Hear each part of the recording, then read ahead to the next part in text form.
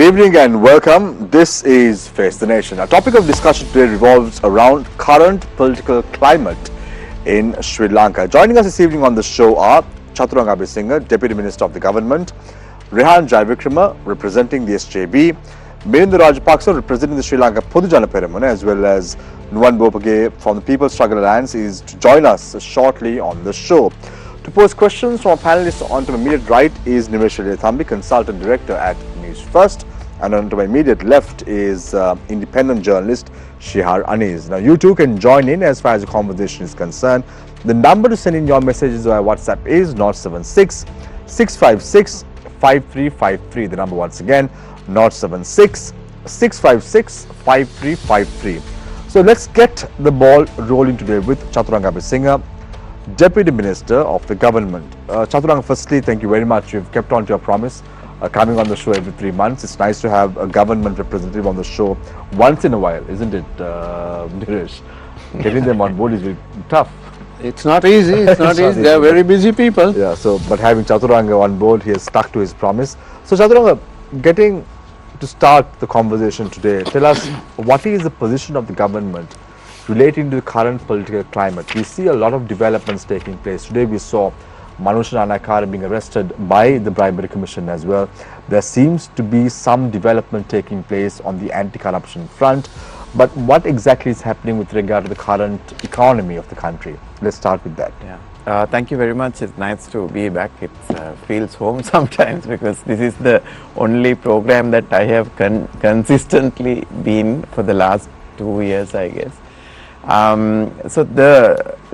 We've crossed 1 year, and the progress that has been made in the economic side is very commendable. We are very happy with the outcomes because we expected the worst in the sense like at the time that we took the government, the debt restructuring was it has not happened. It had to happen within a certain time frame. And then we had to present a budget which is in line with the IMF requirements. At the same time, we had to go through this uncertainty of US tariff, then Middle East. So there were certain adverse economic factors that we were also sometimes afraid of. But at the end of the day, we've been able to stabilize the economy to a level that it can move into a growth pace from next year onwards. So the inflation to exchange rate to the growth in exports to foreign remittances to all that, whilst maintaining a 6.2 billion reserve after releasing 1 billion on vehicle exports, we feel it's stable and it's strong and growing at that point. And apart from that, Shami, just want to finish that line. So basically, from economic perspective, we are very comfortable to drive Sri Lanka with the new budget that's going to come up to a growth pace. So from a stabilization to a growth, you would see a lot of growth related initiatives that's coming through within the new budget. And the other piece is the political culture and the legal reforms and the legal the process. I think that has also made progress. So these three fronts, especially the political culture, the legal side, and also making an inroad into the digital transformation, are four key positives of the government.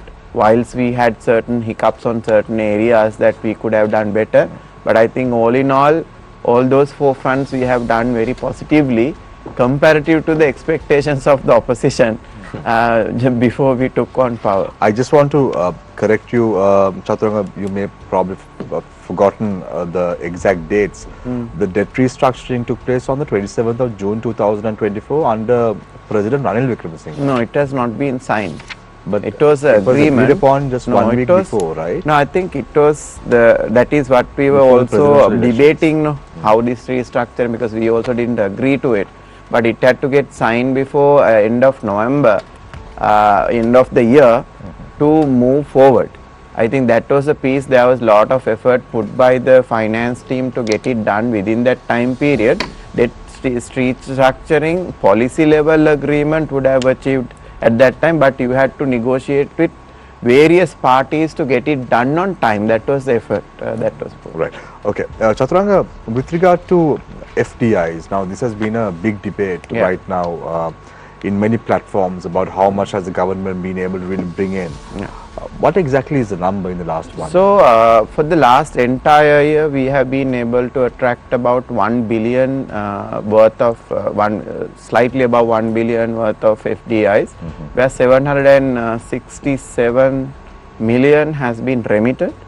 Out of that, there's 104 initiatives. Half of it is new ones. Half of it is expansions of the existing ones, and apart from that there are certain BOI projects which are in the pipeline. So basically this is far better than 2024. It's improving, but without taking the bottlenecks and the inherent issues of FDIs, we won't see a huge influx of FDIs, but next year we are planning for about a 2 billion. Right. So, Chathuranga, just to get some context to it, when you say $1 billion worth of investments, can you give us a breakdown of how these investments and which countries have invested the money on? If you may. Just give me a second. Can I pull it up in the next Yes, one? no problem. Since I have the data. On the same front, so I can sell. Just give me a second. Right. So basically, the FDIs in 2020. For the inflows is the contracts that I said 1 billion, the inflows has been 787 million. Okay. So we have got 55 new projects, 49. 787 million, which countries have come on so board? I'm just going to give you the countries. So 5 from Singapore, 4 from India, 3 from China, 2 from US, UK 2, Netherlands 1, South Korea 1, Iran 1, Hong Kong 1, Spain 1, Bahrain 1, Australia 1 and UAE 1. Right. So that is the composition or the split of the. So you say 787 million have flown in as FDIs. And this has come to the country already, right? And then the however, on the 7th of October 2025, just not too far away from this date in question, today is the 16th, the World Bank has urged Sri Lanka to implement urgent structural reforms to boost foreign direct investment. As if you look at against the numbers, it's less than 0.5% of the GDP. So are you saying that the World Bank is lying here, or is it the government who's lying? No. So World Bank has not informed the previous percentage of the GDP. So this year, yes, it's low. If it has been continuously low in Sri Lanka. So if you take at a percentage of GDP, I think the highest FDIs has come in 2018, which is close to about 2 billion. Apart from that, Sri Lankan FDIs has been always low. And the other thing that what they are trying to say is reforms. I'll just want to clear to the audience also. Now we brought in IMF and went into the IMF program. So one of the biggest things IMF stopped was giving incentives. So entire this 9 months we couldn't even give any incentive even for Port City. Now I think last week the new Port City bill was amended, because what IMF said was historically you guys have given incentives haphazardly, like when different projects at different scales. So they wanted the government to come up with a framework. That is what I think the President mentioned about the Strategic Investment Act that's going to come, so that there will be very clear indication which investments get how much incentives to come to Sri Lanka, because that is one delay why investments don't come to Sri Lanka, because there is no clarity in the policies. So when the World Bank says reforms, I am not particularly clear which reforms that we have to do other than what we have done. I think there are certain reforms that's been discussed in certain industries per se. Apart from that, this is comparatively a better year, and it should progress. The other big barrier that we are breaking is the land issue. So as soon as that is also done, I think we would have better FDIs. Chathuranga, you said 2018 was the best year for FDIs. So if you look at who was governing the country at that time, it was Maithripala Sirisena and Ranil Wickremesinghe as the Prime Minister. So, do you think that if Ranil Wickremesinghe was the president of the country this year also, that the current rate of FDIs would have been much better than the 787 million US dollars that you're talking about? No, I think it's not about the president, it's the structural issues that we have. The issues with the land, issues with the inconsistent policies, issues with uncertainty. I think all those three things together, I think 2018 there was no such uncertainty. Now if I give you one fact that which is not beyond our control is our credit rating. So now it has gone out to CCC plus. But if you look at FDI, they only don't bring equity. They also have to borrow. So the foreign banks has to lend them. And still foreign banks are struggling to lend to Sri Lanka because of our credit rating. So there are inherent issues now, but even then I would say it would have been a lucky year given the trajectory of the FDIs, where Vietnam and other countries attract about 20 billion a year. We've been attracting about less than 1 billion every year. Right. I have a few questions, Chathuranga, I'm going to ask you in the opening round itself before moving to Rehan and Milinda. So they can probably jump in and respond to in their rounds, in their respective rounds. Chathuranga, now, I just want to understand now this Sirasa program. You've been very vocal about it. No, not so vocal, but that particular clip went viral. Right. Seems like you have a tug of war between SJB parliamentarian from the Kotte district. Is that what's not really exactly having some bad air between you? I can explain. Ask the question. Yeah. So I'm just trying to understand why do you all intend to change the slogan, the name, the color? So is that the need of the hour? No. This is basically something Harsha Disila brought in the parliament. This was some kind of idea or a discussion that has taken place within the entity itself, but it has not come up to the cabinet level. There is no cabinet paper. There's not such a decision has been taken. Right. So that is why I kind of expressed to say that this is not even a topic to discuss, because no such decision has been taken by the government. Right. Probably he would have got some insight information of an idea that somebody would have done what do you call a new color or something like that. Can I interrupt for a minute? Come back. So basically that was the reason that I said, now these are things that are not government decisions yet. Why would someone kind of come and make a parliamentary statement and make a noise about it? But he has tweeted saying, if you look at his tweet, I'm sure Dr. Harsha won't lie. No, I don't think you lie. It's a paper advertisement. Yeah, so I'm just trying to figure out, he quips his paper advertisement in question saying the green color has been changed to red color. I think paper advertisement, the name has changed on the top. So is that the need of the hour? No, do we need that? I don't think so.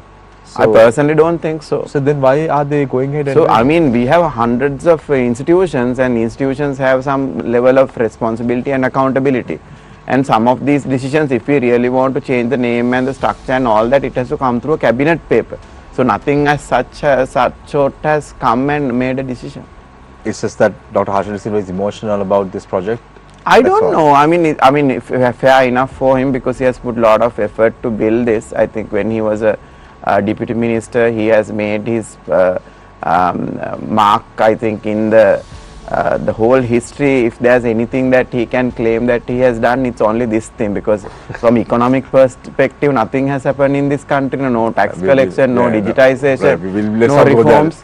What I'm trying to say is, so I think it's fair for him to raise any issue because he has put a lot of effort to build it. So nobody would like something to go down and under. So I think from the government perspective, we are also ready to listen to recommendations and ideas and correct if we have done some mistake. Right. Thanks a lot, Chathuranga Abeysinghe, the Deputy Minister from the government. And now move my attention towards Rehan Jayawickreme from the SJB. Rehan, now, just for us to understand, you're coming on the show after maybe a year or so. Are you out of retirement? The last time I saw a Facebook post was that you're retiring from politics. But you and to see you today on the show, I was quite surprised. No, have you retired or are you back on the saddle? End of that post, I have said this may not be the end also. Right. So are you back on the saddle or have you retired? I'm back. You're back on the saddle. So have you got any I'm still responsibility from the I'm SJB? still the organizer of Veligama. I was offered the youth thing again, but I resigned as vice chairman, and there's someone else who's going to be doing it now. But I'm still the organizer of Veligama. We ran a very successful local government election. We ended up capturing the Veligama Pradeshi Sabha from them. Something that they tried very hard to prevent us from getting. We somehow managed to get it. So we did all that, and now hopefully we'll have to get geared for the provincial council elections. Right. I've not made up my mind if I'm contesting that election or not, but I think there's a party guideline that all organizers have to contest. But after 2 massive defeats, Rehan, do you think you have any hope? You have to ask that from their leader, who is the president of the country. No. Do you have any hope? Do you No, believe that you sir. have hope? No, so I think defeats are part of the culture. No? So I learned that from their leader, because he was losing from 2005 and then he became president, so I'm very happy.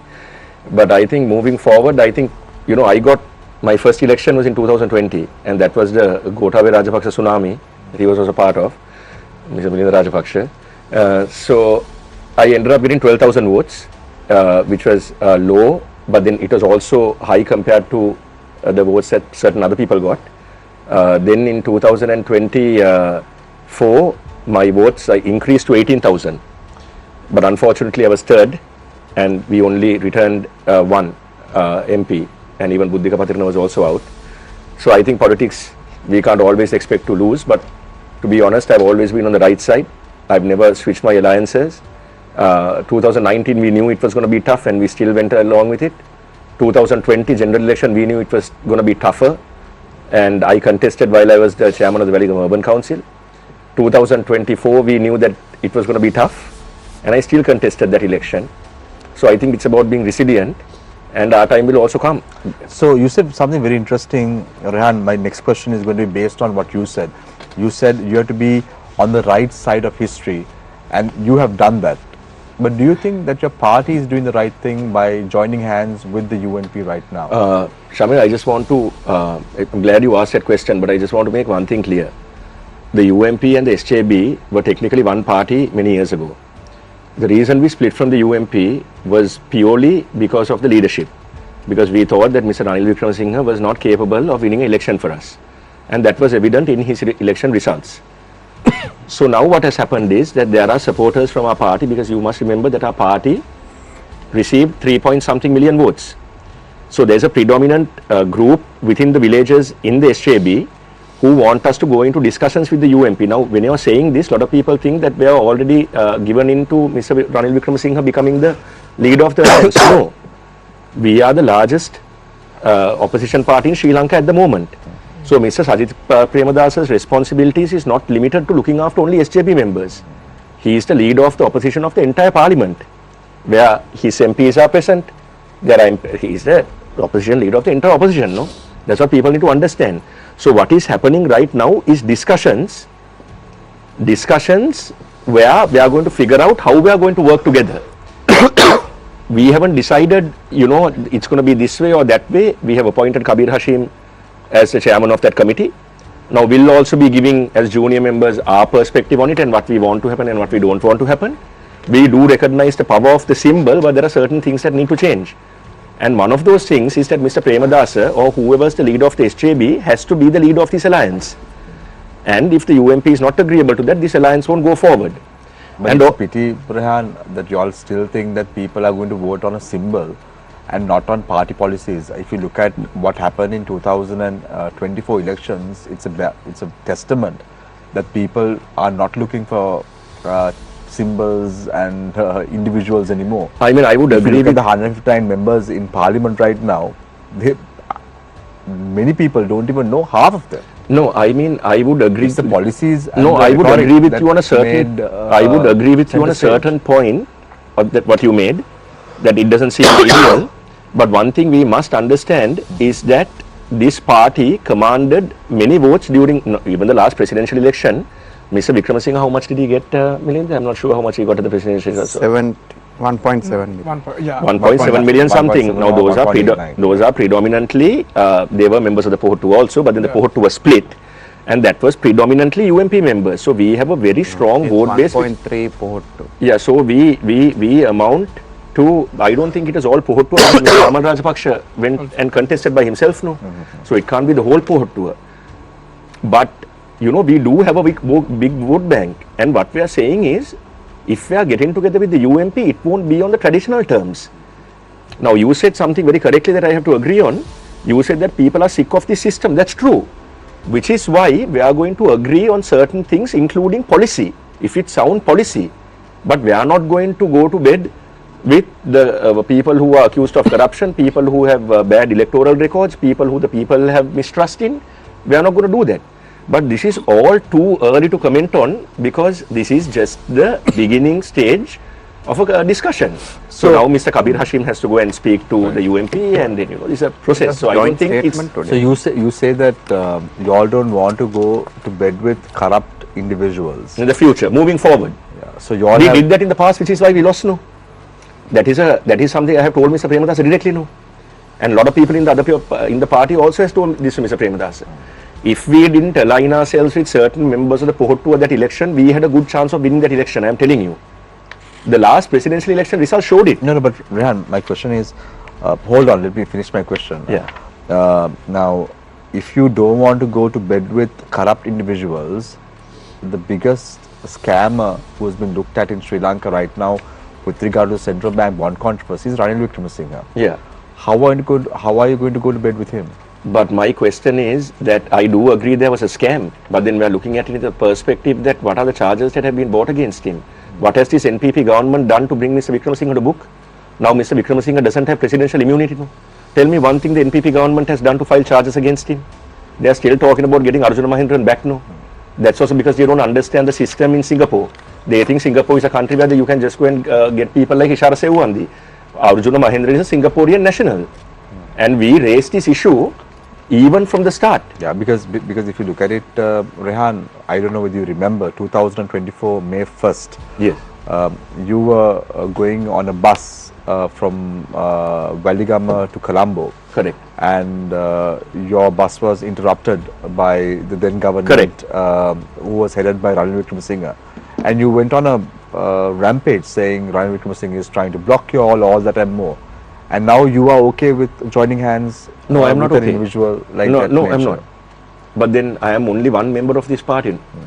There are many others, Shami, that has to take responsibility for this. So Rehan personally, if you ask me, I would say that no, I am not for it. So Rehan Jayawickreme would be contesting under a UNP symbol in the future? I'll have to think about that depending on how these discussions progress. Right. Then my next question to you before I move to Milinda is, can I, is it okay, Shamir, if I just answer something that... No, I'll give you the option, don't worry. Okay. So, now you say that the SJB and the UNP are in discussion to form an alliance. Am I right, Rehan? Yeah, alliance based on social democracy and for principle based. Right. Yeah. Then why is it that a strongman of the UNP, Vajir Abewardena, goes on to say that if it's possible, the UNP is ready to take back the country? Yeah. If it's also SJB. Because like I said, it's only discussions, no? And also, there is nothing wrong with Vajir Abewardena saying that because he represents the UNP. So all this comes into play if there are agreements made and then everyone starts shooting off their mouth. But I think this is a very baby and infant stage of discussions. I don't think anything is even concrete at the moment. You all may not even join. We know, we have not joined an alliance with them. You may not even join. I may not join. You may not join. Yeah. I may, but no, depending on if the certain changes that we want are met. Now, I can't go into another election if the same crooks that the people are, lambasting on a daily basis, if they are going to be on the same stage that I have to be on, I may not contest. But that again is something that I would do personally. But I don't think Surin Handunati would like you contesting from the Matra district after the Waligama issue. He's fine. I have a good working relationship with him. Even after that incident? If he picked up his phone, that wouldn't have happened that day. That day he was at the World Economic Summit. And I called him at 7. Thank you very much, Rehan Jayawickreme from the SJB. Nice to have you, Rehan, on the saddle after Thank you for having me back.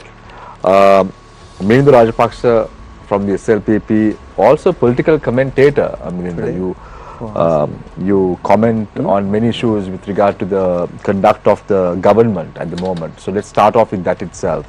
What sort of criticisms that you have with regard to how the government is progressing in whatever they are doing? Because if you look at it, today, Manusha Anakara's arrest shows that the government is on the right track in terms of their anti-corruption slogan. They have really accelerated. They're doing what is required. They promised the people that they would bring those responsible to book, and that's what exactly they are doing. And it seems what you are propagating should be thrown out of the window. Thank you for having me for the show, which I take very pride of coming here and commenting on the government. First, I must congratulate Chathuranga and his colleagues for completing almost 1 year. Him as a deputy minister too, I think probably one of the youngest deputy ministers in the government. Looking back how this government conducted themselves for 1 year, I think one thing very clear to everyone is this government not only invented but also invested in a new level of propaganda mechanism, not only to win the election but also to maintain the political propaganda which they created sometimes back. If you look at not only how the social media behave but how they have trained and put out few speakers from the government to propagate the same narrative, same story which they have maintained almost for 2 years now. I think they are doing a brilliant job with the propaganda which they created and maintaining now. A fantastic propaganda. They started this with some of the unbelievable propaganda which still people believed, starting from Uganda to golden horses to Chichi's dogs, chain to rocket to golden horse to all that. But at one point the party itself realized that you can't maintain most of these propagandas with the people, because people are asking for the inquiries, people were asking for proper investigations. So they themselves started accepting some of them were lies, some of them were created stories, and for the some of the stories they said we never even told those stories, but thanks to today's social media, YouTube and TV channels, those clips are keep coming back. Then they thought they should come out with few other stories. That is why every now and then when there is a crisis in the society, they release some sort of list in the parliament. You release the list but nothing happens. You keep releasing some sort of propaganda every now and then. Then of course we all know they came to this new ICE propaganda which actually worked for few weeks brilliantly, but then unfortunately that last ICE boat also fell on the Palavatta party office. That also has stopped now for a while. That drama has also stopped. So we keep watching the propaganda and the dramas, and now and then government will find someone to bring to the court to put them in the remand for few weeks, then they get bail and come back. So that drama has been continuing. And but one thing brilliant this government is doing, government has one cohesive narrative wherever they produce it, and then they nicely present it with their propaganda. Then they have a massive paid army in social media from thousands. They come and work on changing and creating the narrative, mudslinging, then calling and threatening people. That also continues. So it's very difficult today even to find an independent person to talk against the government, because minimum 1,000 of comments people will, this army of social media employees of the government will come and attack them, thrash them. There's a new type of terrorism they are maintaining. But the government knows how to take the narrative forward. Like Honorable Deputy Minister said, 1 billion foreign direct investments came to the country. While he was telling that, I just put a Google search. It says only 121.8 million is new, according to the FDI performance in 2025. I have the BOI state. Yeah, so that's what the Google is saying. Yes, there is 1 billion, but those are the same core reinvesting, the dividends, all those other numbers coming up. But still, I know large population, the citizens of this country still believe that President Andukumara Dissanayaka will take the country forward.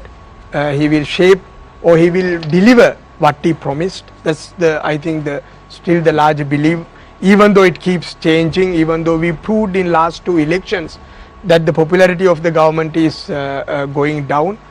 We can see how well government has done if they go to a provincial election soon. Right. So Milinda, are you sarcastic, or what are you trying to say? Because you are saying a lot of people have aspirations on the government. Are you being sarcastic or are you being negative? What exactly? Because I can't read between the lines. You have to be very honest and open. No, I'm very honest. I'm very honest because it's only a 1 year for the government, and most of the friends we know, most of the people we know who genuinely believe most of these lies they propagated in their election campaign. That was beautifully narrated, and even though they have realized that they were stories, they were manufactured lies.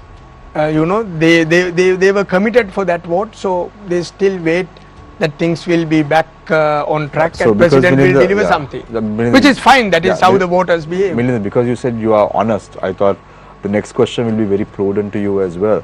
Now, there were a lot of construction activities that took place during the Milinda Rajapaksha time, and if you look at it today, even President Andukumara Dissanayaka went on to state about certain complexes that was built by the Milinda Rajapaksha administration over the years, and he said that your government liked to do construction, and he did not mention why, but it seems when you read between the lines, it's because of corruption.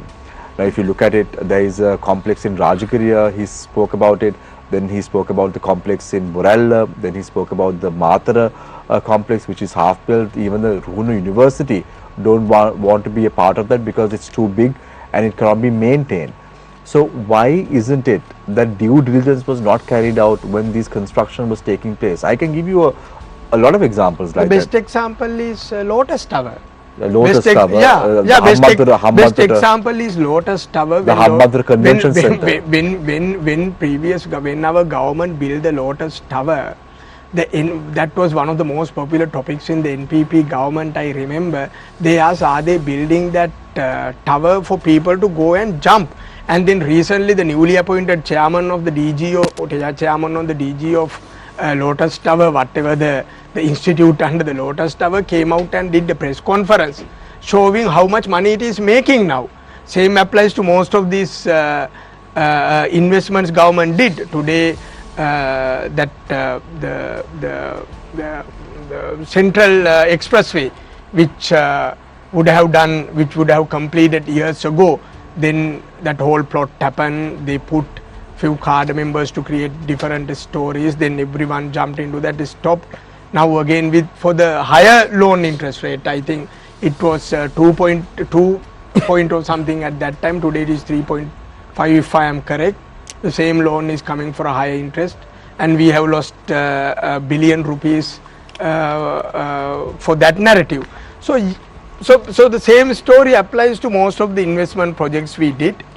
Time will prove that they are worth, like the highway. You remember how the then opposition member of parliament Andukumara Dissanayaka talked about the highway. He said this highway, the construction should be stopped because the dogs can't cross the road. The dogs are getting depressed because of the highway. That is how they created the narrative, and that president, I think, maintaining some of those stories, but I am happy that he have dropped some of those stories, and in certain times he behaved like the president, certain times he still entertained the gallery. Thank you very much, Milinda Rajapaksha from the SLPP. I have a lot of questions from these three, so with the permission of the two of you, I want to pose a question to Chathuranga. Chathuranga, but before that, let me ask I want to Rehan. ask you something. No, you get the opportunity, but let us all first ask you some questions. Rehan, Is it about the alliance? No, Rehan, no, it's not about the alliance, not yet. But I just want to ask you, you are good friends with the Rajapaksha sons, right? I actually went to, so Nuwan Rajapaksha was my classmate since grade 1, all the way up until grade 11. So I can't basically unknow people in my life, but they were in Right, I don't have so a time. Vasant Samarsinghe went on to say that there is a 90 sovereign chain on His dog. his dog. Have you seen that? He had bought it from Srina Palace. So otherwise the chain has to be there. Right. Now my question is to Chathuranga. Chathuranga, so what I did was, when you all were talking, I did a quick calculation. Let's say there was a chain on Mahinda Rajapaksa's son's dog's neck. So if it's 90 sovereigns, it comes up to 216 million Sri Lankan rupees. But if you look at the assets of Vasanta Samarsinghe, it comes to 275 million. And he goes on to say that he takes bananas from XYZ from Anuradhapura, then he takes a little bit of dry fish from XYZ still from do. Mana, which you all still do. We still do. Do people still give you all? Yeah. Knowing that how much you all have made That money. is how our party operates. Yeah, but I just want to understand. That, yeah. So 216 million against having a asset of 275 million and still trying to live off people, is it fair? We don't live off people. I think that is what we need to clear. So, for example, Vasant Samarsinghe and all these people after university, at a particular point, they have come to full-time politics, and some of them had assets which they have properly maintained and grown. Some of them didn't had assets; they lived out of the party or they lived out of their friends.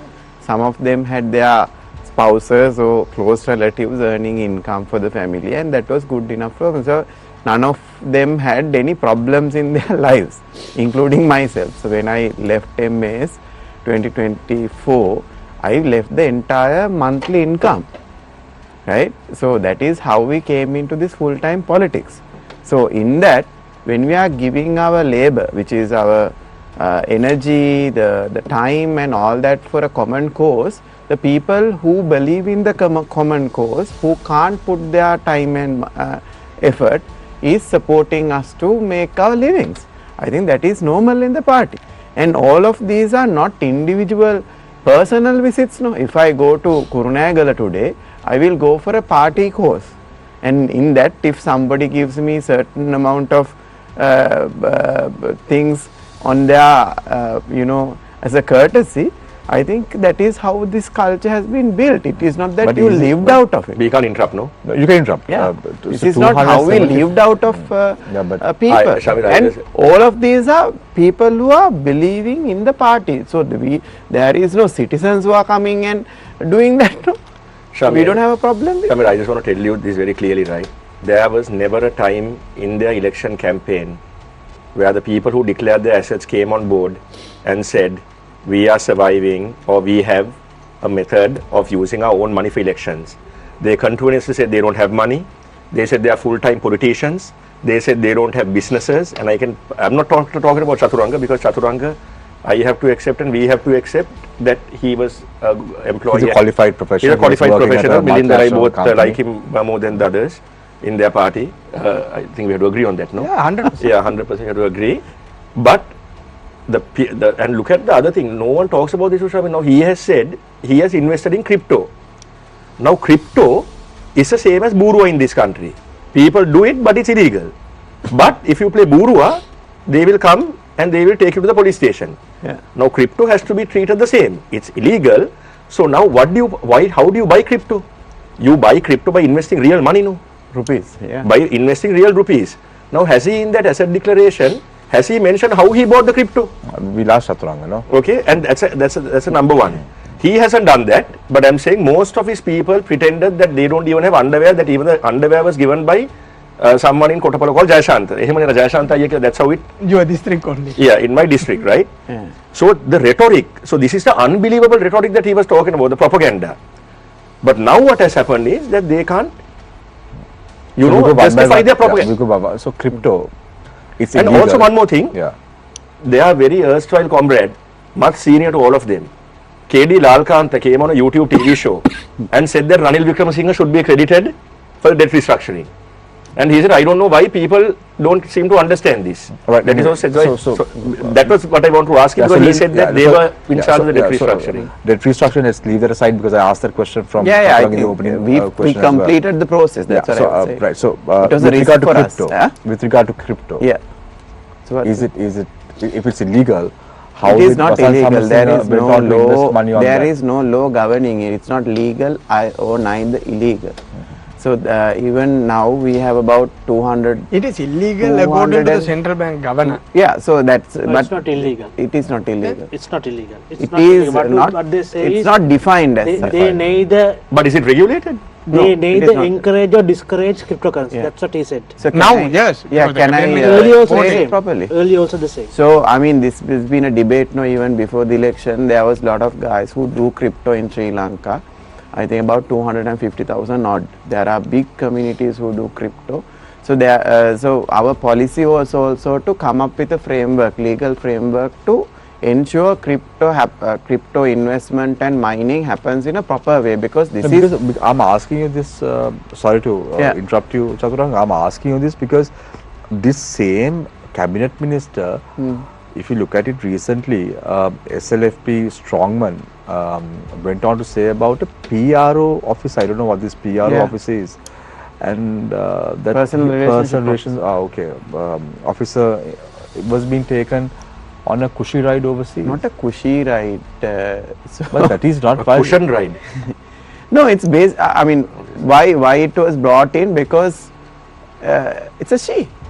Otherwise, if it male who went with Vasanta, nobody would have picked it even. This is the bad part of this country, right? So now we have personal staff. Traditionally, we wouldn't take unless it's necessarily required, but it is possible to take, because if you are going to a foreign tour which needs support. Now, for example, I went to China and Japan both.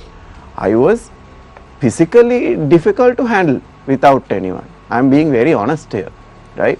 But there is no what do you call allowance to take such unless you get special approval that you need to take another person from your personal if it staff. was if it was not a problem, why was she dropped from the delegation afterwards? That I don't know, Samir.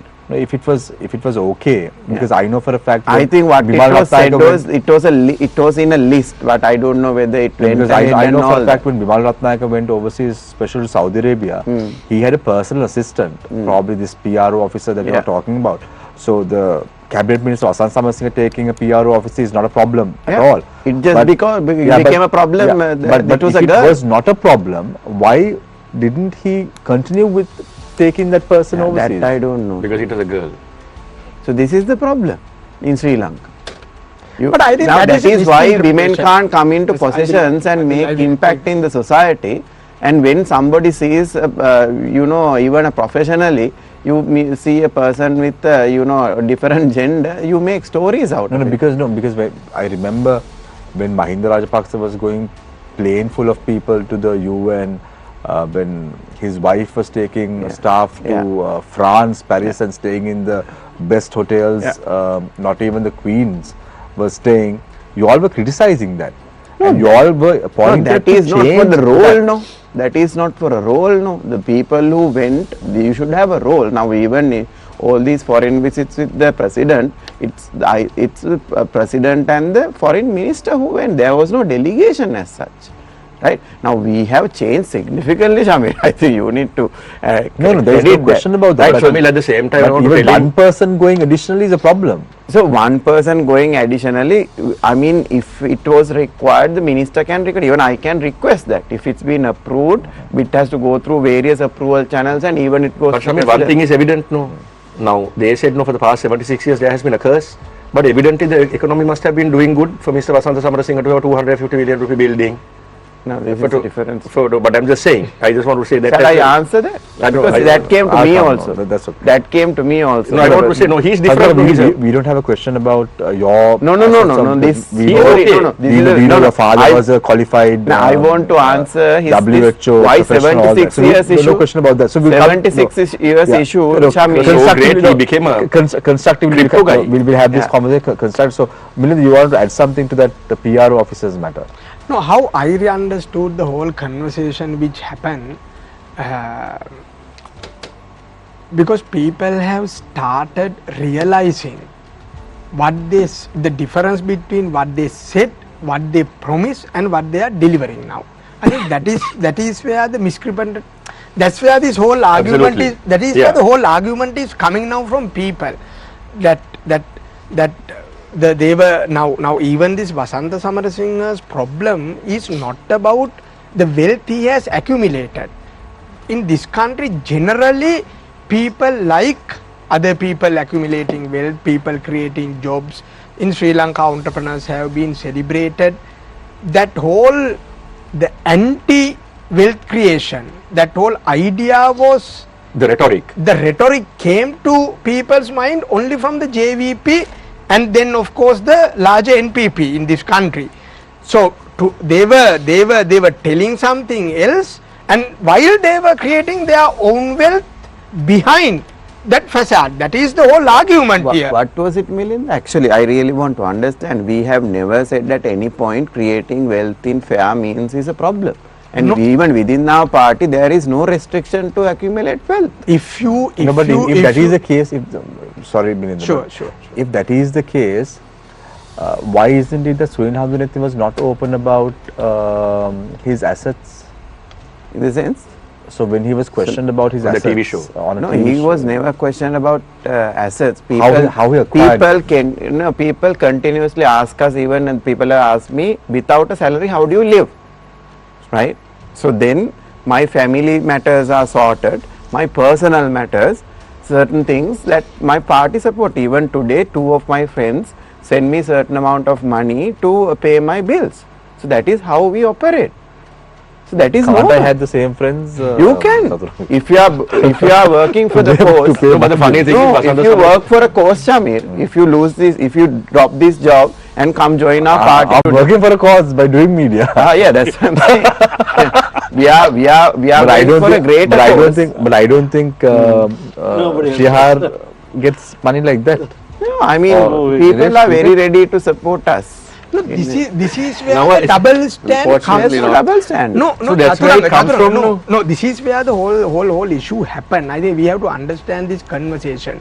I am telling again, this is not about how you all live or how you all get money or whether your friends are supporting us. I think as politicians, we all have our own supporters. Yeah. Means and ways people are supporting us for campaigns and for the other political activities.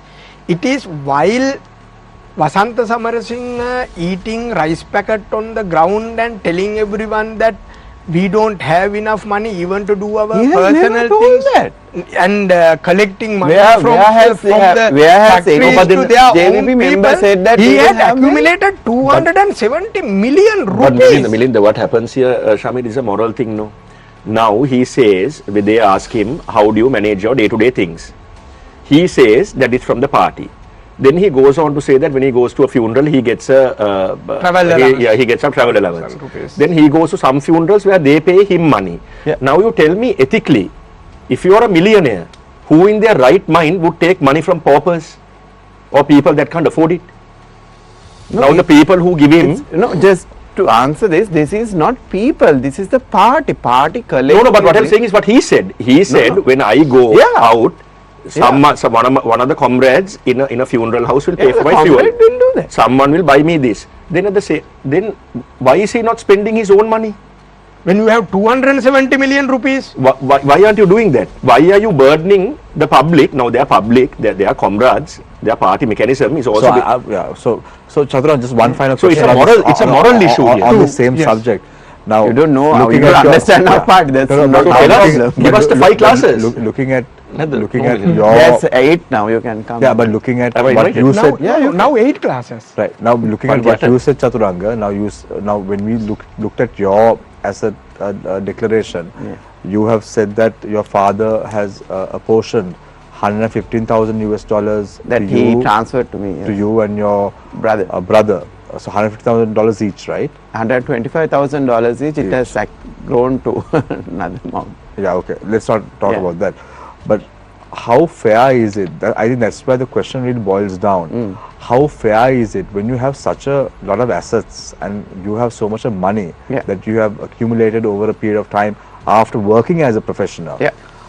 how fair is it to ask a friend to pay 2 of your bills? No, it's fair because I've lost my ability to earn and it is declining now, no? So my children have school fees to pay, I have to pay my insurance, I have to pay my house rent, I have to pay for my vehicle, when it breaks down I have to pay. So my savings are now deteriorating. So then what about your money that you earn as a parliamentarian and a deputy minister? What? What about the money you See, earn it's as not a so much, no? Compared to my lifestyle, it's very less. How much you get about? I mean, you can't go to Monte Carlo and all, but 250,000? You don't even know it, because you all give it to a centralized fund. No. So basically, we get the fund to us and we pass it to the party. You can't wait without passing it to the party. It's a common agreement, Shamir. Why everybody else has problems with this?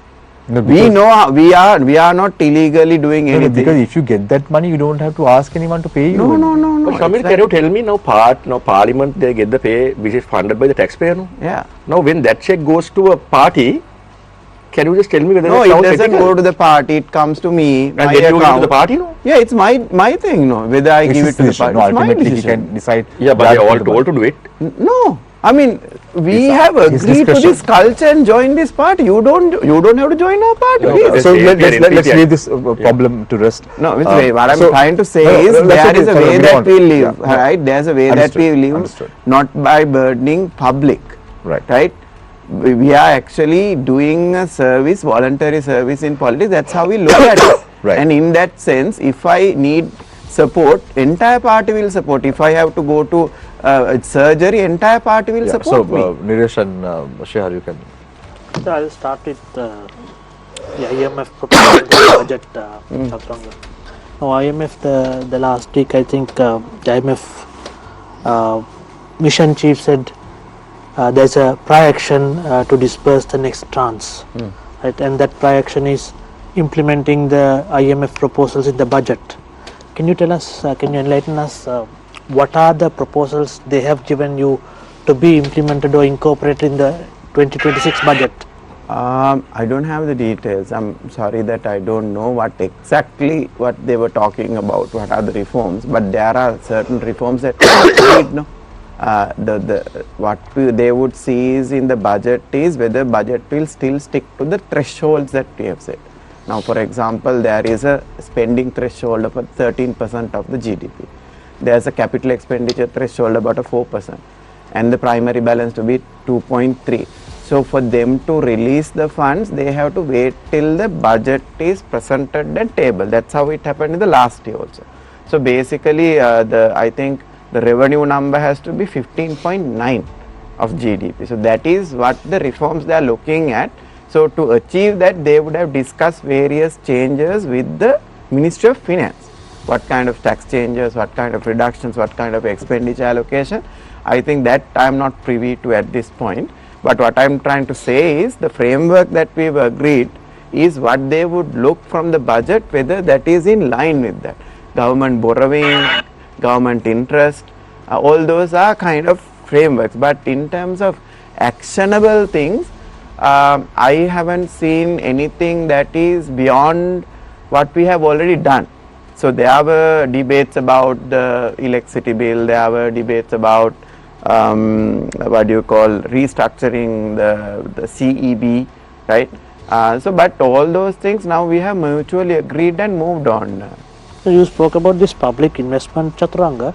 Now this year, the total public investment allocated for 2025 is around 1.3 trillion rupees. 1.3 trillion. Yeah, 1,340 billion rupees. Out of this, we hear only 340 billion has been spent so far. No, that's been cashed out. Yeah. That is by July. But By July. now, for What's the example, figure I'll now? give you very simple example. It's easy because I represent the Colombo district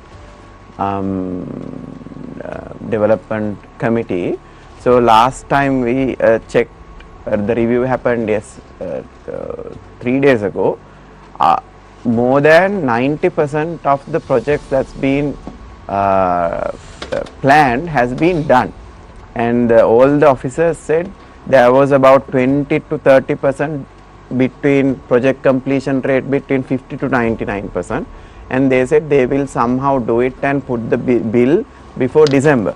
So in Colombo, the most of the development, 90% of the development projects that has come through provincial council, come through the central fund, come through RDA, all that's been done.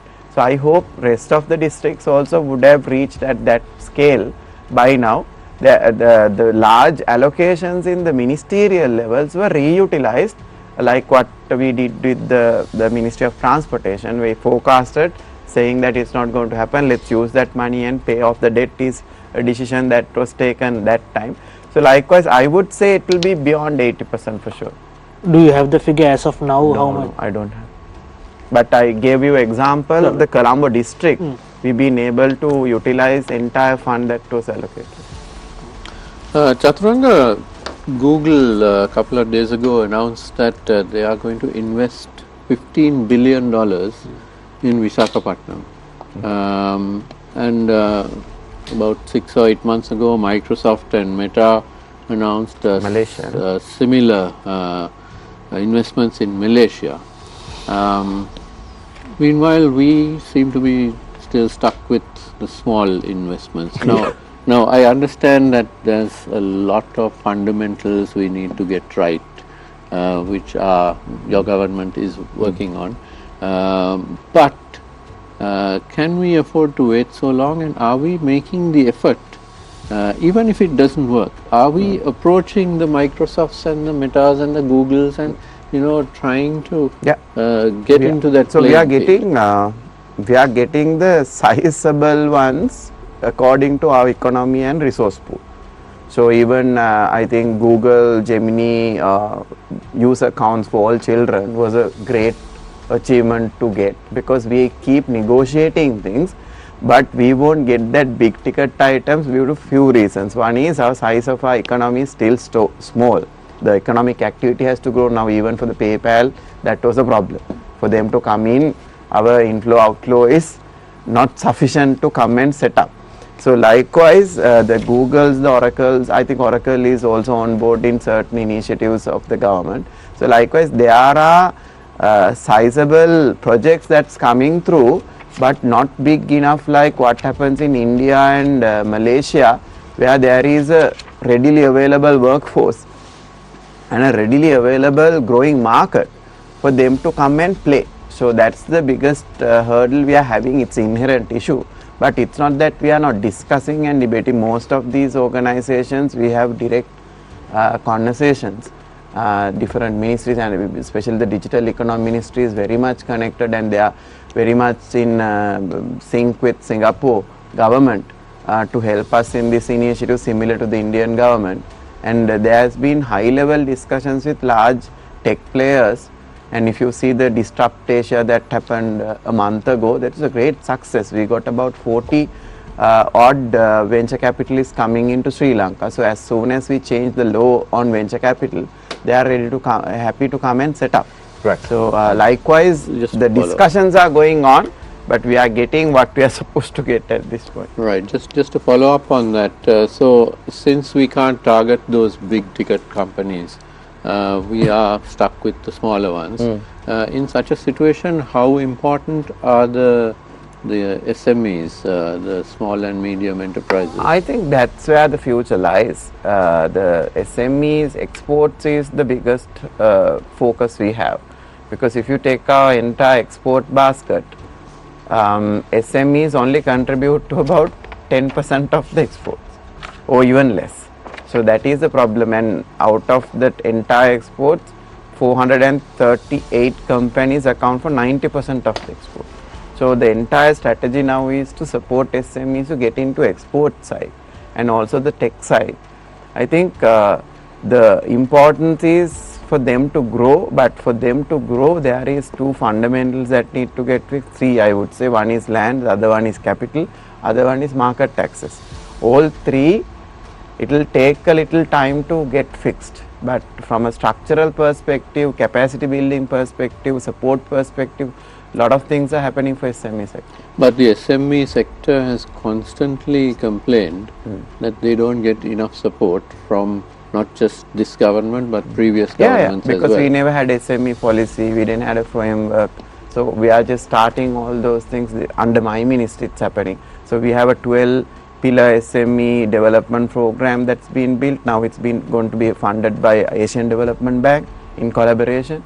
3 institutions under us is getting amalgamated to one institution. Today we at IDB had all the industrialists coming and giving us input how this future entity should look like, Enterprise Singapore, how do you should do that. So there is lot of work happening for SMEs, but if you take tangible stuff, what we were able to give was like a guarantee free loan scheme and few loan schemes additionally, and also extended support from our ministry. I want to ask you a question. Talk about this guarantee free loan scheme without collateral. Yeah. Tell me how much of loans have you all dispersed? So I think last time I checked, it is beyond 2.5 billion has been disposed for about 600 SMEs. It has been dispersed amongst all these 600 plus SMEs, is it? Yeah. This concrete evidence. Yeah, evidence, and I think Commercial Bank is leading the way, behind by Bank of Ceylon and People's Bank.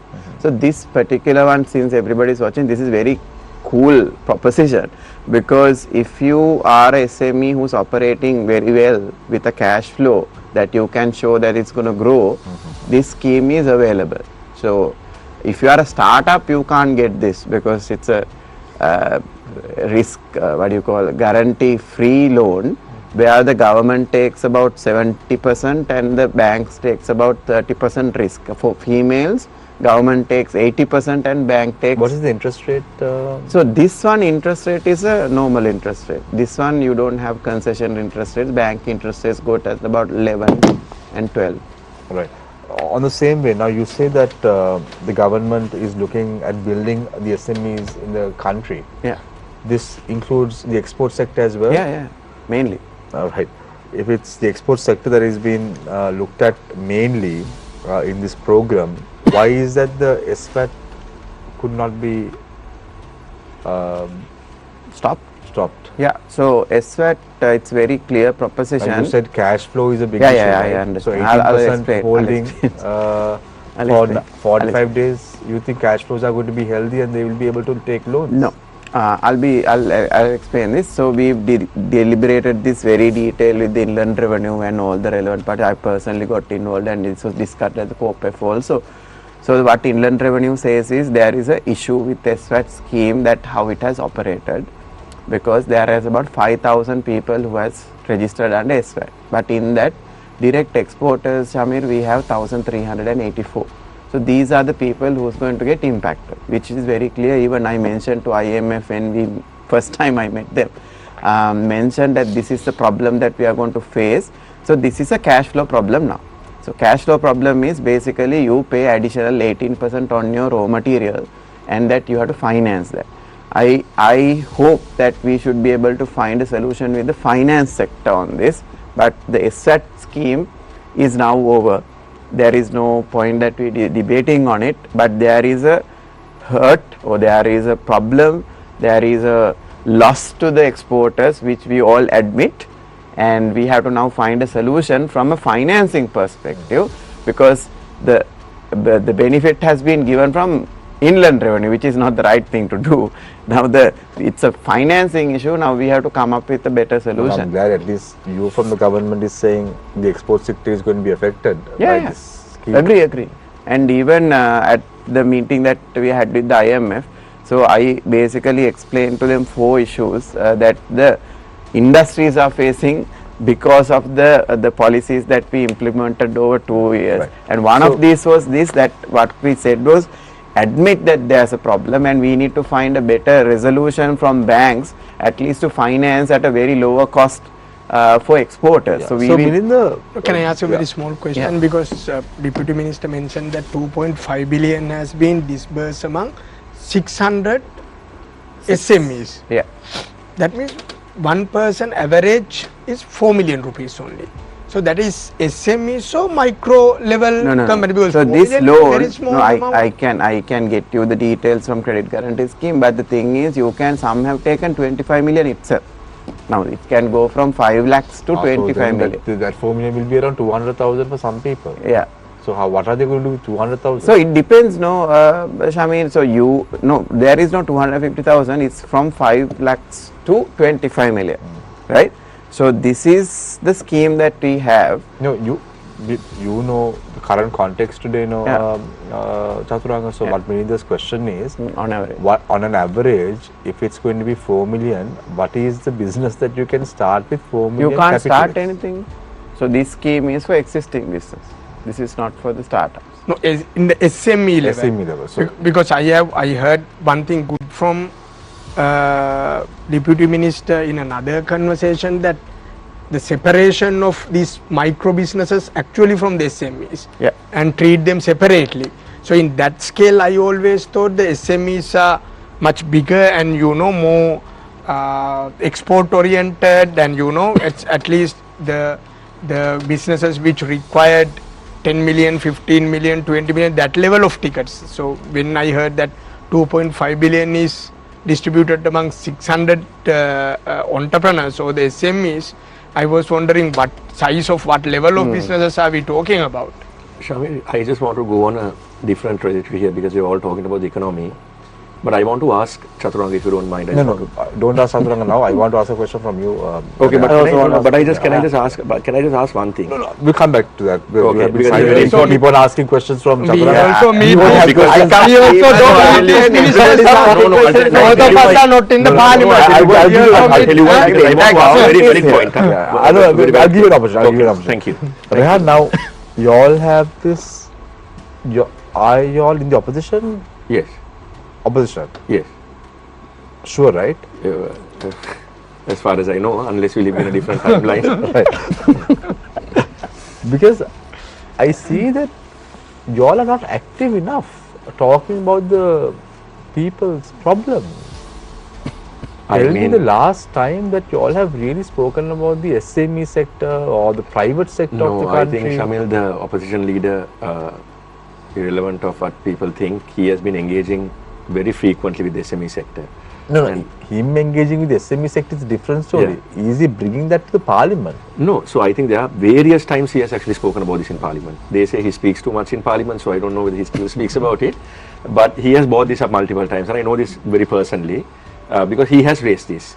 And it's not just SME sector, Shamil, there have been various other things that we raise. But we are dealing with a honeymoon period of a very, very strong government that came in through a general election. So this is the same sort of thing that we went through even during the time that Mr. Rajapaksha was the president. For that 1 year, 1.5 years, people couldn't see past the honeymoon phase, and then all of a sudden it so the crashed. question is, Rehan, don't you think there has to be a change in leadership of the SJB? Shamir, I think that question has to be, now I told you all when the camera was not rolling, I told you that most of these people who have issues, right, and I'm being very honest about what I told you, I told you most of these people who have issues don't have issues. Let me just pause you for a second, Rehan. Yeah. You don't have to discuss anything on a live show which was discussed off camera. No, that's fine. That's fine. No, but this is I have to tell you this because Okay. if you think it's obliging for you to say it, Yeah. as a moderator of this show, I have to tell you, you don't have to say No, it. But no, if I'm you want not to go ahead and say it, No, that's because, your prerogative. because I'm going to say it because it was even. If though- I ask you a question based on that subsequent. No, you didn't know. No, I will ask you now. Yeah. Based on that. Yeah. If I did ask you, Yeah. don't think No, that that's fine. it's I won't. offensive or No, I anything of won't. that I sort. won't. No, Okay. it's because I Right. purely want to say it because I think it makes sense for me to say it now. So, Shamil, now basically, most of these people who talk in front of cameras don't seem to have this issue in the working committee. Now, the working committee is a apex decision-making body. It's a number one decision-making body in the parliament, other than the management committee, which are parliamentarians. Now, no one has publicly suggested for Mr. Sajith Premadasa to relinquish his duties as the party leader. No one in our party has publicly said this. At the same time, we have village level committees. Not even one of those committees have written a letter and said they want him out. So this is a discussion that the party needs to have internally, but for the party to have this discussion internally, Shamil, this discussion has not come into play yet. So that is a mistake I see within the party. I think if there is a call for leadership push, rather than say it in front of mics, you should always try and sort it out within the committee.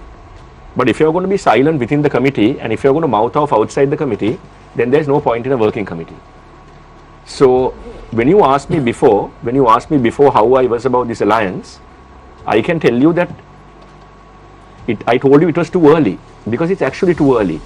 There are many things we are going to discuss. We can't obviously put it out in the media, but there are lots of things. I'm asking this question, Rehan. If you look at the 2010 working committee of the United National Party, there was no SJB in the picture. Yeah. There are approximately 145 members in the UNP Correct. working committee, and out of that 145, 115 were appointed by Ranil Wickremesinghe. Yeah. So no one in that committee, at least the majority, were appointed by Ranil Wickremesinghe. So majority of, if you take a vote in the working committee, if you want to oust the leader or whatever it is, it will always be in favor of Ranil Wickremesinghe. Yeah. Don't you think it's the same composition within the SJP now as well? No, Everyone who's there are in favor of Sajid Premadas. No, not really. There are balanced view holders as well. There are multiple times, and also, Shami, there's something. Is that a majority? No, and Shami, there's something like this also, Shami. All MPs are anyway entitled to be in the working committee. So it's not only working committee members. There are only about 60 to 70 working committee members. The rest are parliamentarians. Now this call for change, more than the working committee members, has to come, if at all, from the members of parliament, because they have contested election, and they will be contesting another election in 4 years. So they are the ones who should be traditionally speaking up about whether there should be a leadership issue or not. No, because a lot of people in the grapevine are saying that given the fact that the role of the opposition leader is so crucial in a situation like that, it would have been more apt for someone like Namal Rajapaksha to be the opposition leader than Sajid Premadas himself being the opposition leader. That again is rhetoric, and that is also because we have lost 4 elections. We have to remember that. In a very short period of time, we have lost back-to-back elections, and that doesn't happen before to any other party, because we are a relatively new party. We are newer than the Port Tour. We are actually the newest political party in Sri Lanka. And after becoming a new political party, we had multiple elections back-to-back. We had one in 2019, we had one in 2020, we had another one in 2024, we had another one in 2025. We were formed in and if you look at both those elections, so they came not because they were really smart, it's because our parties basically stuffed it up, and that's the truth. If we did a good job, and if we did the things that the people wanted us to do, there wouldn't have been this 3% here. Which is why people don't know. If I ask you, or if I ask you to name me the 100 out of 159 MPs in their parliament, if I ask you to name 10 of the newcomers, no one will be able to say it. Yeah, that's the policy, dude. Okay, and no one will know about it, because they have an entirely new set of people. But I mean, when you're talking about this leadership issue, Shamir, I reiterate to you that this is still work in progress, and there is still a long way to go. Because but if you look at the composition, I know, Rehan, you were not in parliament, Milinda was not in parliament, Chathuranga was not in parliament. But if you look at the majority of the members of the SJB, they were in parliament. Yes. And don't you think their inefficiency has led to the NPP really scoring points with the people, and as a result, they have been able to get a clear advantage, and now you all have to wait and give them the opportunity to perform? No, again, when you say that this NPP and the NPP shining and us not shining that much, it's also because of what Milinda said. It's about the lies that they propagated. We spoke about that in detail. No, there was a plethora of lies that they told people, which they have to admit. Now, when you, for example, one of their MPs, a lady in Kalutara, went and said that Mr. Ranil Wickremesinghe, paid for SMSs to be sent out to everyone in the country. And then the telecommunication companies came out and said, no, that's a privilege that we afforded to a president of the country. And we would not only do that for the president of the country, we would also do that not for Ranil Wickremesinghe, we would also do that for Anukumara Dissanayake. That is just one thing. And then when you look at their speaker, their former speaker, I continuously say this, their former speaker got caught lying, and he's still a liar, because he still has not. Now, when you look at that letter that he gave in his resignation letter, I think you'll remember, he said, I am taking a step back now, but I will produce these. That was 200 days ago.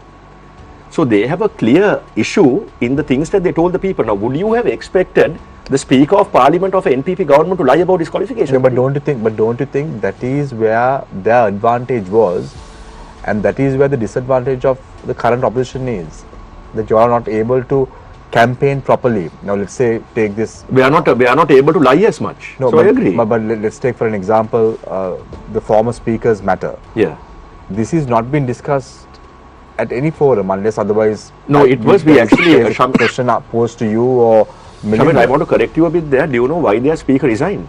Their speaker resigned because we were going to begin an impeachment motion. Now, when I said this to one of the other members, they said, yeah, but we would have won that impeachment motion. But that would have been the same as the SLPP guys, the way they feel. So let me ask a question for Chathuranga. Chathuranga, now the president went to Japan recently. Couldn't he even find this degree certificate of the former speaker? I don't want to comment. No, seriously. I don't want to. No, because it's a huge issue. It's a personal issue. You are the third or fourth. It is not a personal issue. One second. You are as the speaker of the country. No, wait, I have asked a question. No, but I just want to interject there. Just 1 second, Shamir. So you're letting Chathuranga now think of an answer. No, I'm not because I'm just correcting something he said. This is where the journalism speaker comes is into play. constitutionally the third or fourth highest in the country. Third highest in the country. It is not a personal No, issue. stop there. No, we'll ask because if you give an opportunity for Chathuranga to think, Chathuranga will come with a better answer. Okay, sorry. That's right. Extremely sorry. Sorry, Gave me options. So I told you, Rehan. So okay, so he has made a mistake and he stepped down, right? So that's our party's policy also. Even I make a mistake, we first voluntarily get it down, or either the party will ask us to do that. Now for the moment, he has stepped down from that third best position without any force, right? So it's up to his political career and his whatever the future to correct himself on But this. Chathuranga, From a party perspective, but the issue is not that. The issue is, if he was a nationalist MP and this happened, there wouldn't have been a question. He is an elected member. People elected him because of the intellectual capacity that he did or had. So don't you think he has to resign from his parliamentary seat and give an example? that's a good one, but I don't think that he has decided to do that. And also, Shamir, as far as I know, a member of parliament who's elected, can't be kicked out of parliament. Because Yeah, he has to resign. He has to resign. He has resigned. So he So that He can has do to that resign. as So a the fact that So he is isn't not, it so fair obviously enough? the party asked him to leave and he is not resigning.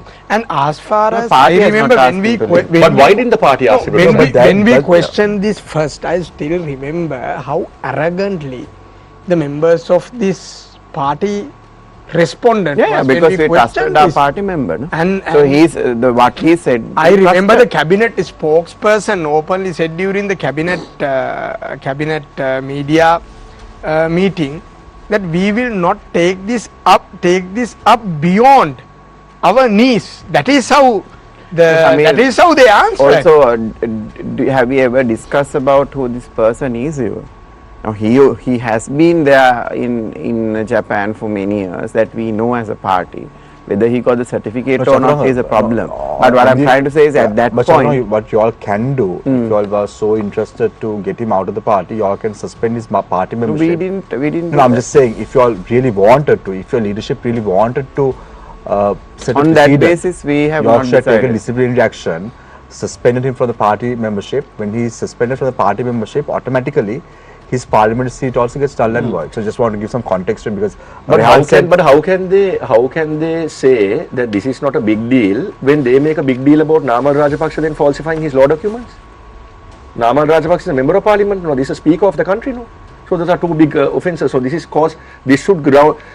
Traditionally, what they should have done is their party should have impeached him. No, I mean if they are so to the book. So Rehan, given the fact when I asked you this question about Jayawickreme, you said until proven guilty, you can't. No, but this is guilty. No, but I'm just saying. No. So This is he will produce. No? Namal Rajapaksha also, until he's proven guilty, he's a lawyer. Yeah, but that's what I'm saying. But they use that with Namal Rajapaksha, but why can't they use it with their own? So anyway, Milinda, now you are very vocal, Milinda. You have a political show, right? Yes, Right. So you're I very invite everyone to watch it. you watch it, okay. I should watch that too. And Watch it, not to come on it. would love to come on it as well. I You are always, okay, Shamir, I'm always on this side. Yeah, yeah, I would like to express my views and comments also once in a while. But I warn you, if you come at least for 5 minutes, thousands of NPP funded the social media army will come and destroy your social media, come on Messenger and call you, They will threat end you. they will end you. So I would You advise not to come. I would request you not to come Right. there, because you will be, that will be a very unpleasant experience with this NPP army. Right. Right. Anyway, let's leave that aside. We'll discuss about this later on after the show is over without coming on. So, Milinda, just want to get some context now. I know until proven guilty, you are not a criminal, right? We all know that. There is no question about that. But when you're in politics, integrity plays a big role, right? Now, if you look at the way that Milinda Rajapaksha was occupying that residence in Colombo, when he was told to go by the current government, he did not go. He waited until the act was being signed by the speaker himself. Why is that? That's how the law and order works. Just because someone comes out and scream, the former president of the country doesn't have to react to that. So we were, even at that time, we said, if this government wished to change the Privilege Act, which was an important act in this country, we requested them to do it in the parliament, so we will respond to that. The minute, not even before speaker signed, the minute it passed, next day morning we left. We respected the parliament decision. No, Milinda, is it like there's a question of reasonableness? No, you can have all the benefits. I mean, we also have benefits, but reasonableness of having a 30,000 square feet house. How would you defend that? No, there is nothing to defend there. There is a President Privilege Act of this country. According to that, the former presidents have been given these privileges or the entitlement. I would say the name of the act is not even a Privilege Act, it's the Entitlement Act. Entitlement Act. Former presidents like Madam Chandrika Bandaranayake Kumartunga was experiencing all the benefiting from that Entitlement Act. Mahinda Rajapaksha was doing the same, but Gotabaya Rajapaksha was at his own home. Ranil Wickremesinghe was at his own home. So different people had chosen decided to have different ways to continue their lives, and as most of us reasonably agree that Mahinda Rajapaksha has a different level of threat, so he has to have a different setup in order to support that threat or the protect him. But the very first minute Parliament agreed to change that, we responded to that, we agreed to that, simple as it is. On the same vein, now, you always in quite a bit of a hurry. Now, if you look at the speaker, usually it takes 2 or 3 days for the speaker to sign this document in question. But the speaker on that very bill signed it just hours after, I think minutes after it was passed in Parliament. It was very quick. And then, as Milinda said, Mahinda Rajapaksha gave the house and went. But the worst part is, Chathuranga, you all have not even taken that house still for the government inventory. You all have not checked the inventory. Now, it all happened so quickly. But after Mahinda Rajapaksha left that house, you all have not even taken that to the government inventory. That's a problem, no? It's not a problem. I mean, it's obvious. No, but if it happened in such a hurried manner, the house also has to be taken to the government inventory, put on a tender, given to tourism, as the president has said. Nothing of that has happened. I think that's part of that, whatever the department that is taken care of, which I can't answer now. But you have to look at the intention beyond why all this happening. I think that is what the public is having a conversation on, and that is I think the conversation I would encourage to have. Why when there are other million things this government has to do and perform and to deliver, government is very much after Mahinda Rajapaksha. I think that is a promise this government made some of the donors they had during their election campaigns. We have seen the places President and the Prime Minister has travelled, have met. We have seen the people who have openly supported them during the election times. Most of them became, what I would say, most of them were waiting for a moment to take revenge from Mahinda Rajapaksha for finishing the war, finishing the LTT. Most of them are LTT sympathizers. Most of them are big LTT funders. Some of them still carry LTT money. So we can very obviously see, I can't give the documents, names and all that today, but I really hope there will be a day which I will be able to come to some of these shows in years or 2 years with the actual names, with the actual documents of these people who are behind taking the revenge from Mahinda Rajapaksha for finishing the war. I think most of these activities today, I don't even believe President or NPP or people like Chathuranga is behind these things. The force is bigger, the funders are bigger, the donors are bigger, their intentions are bigger. That is what I think, that is why most of the reasonable people think now. So, Chathuranga, very quickly, when you responded to why the inventory of Mahinda Rajapaksa was not taken, we have a viewer saying, Mr. Chathuranga Abeysinghe cannot give that answer. He has to take responsibility. What sort of leadership is this? Sorry?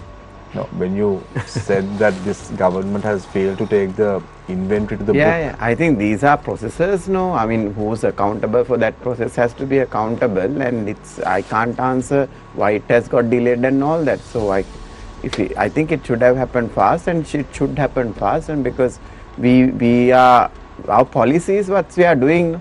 So even Milinda says that whoever is pushing this, it has been written in that 1335 book.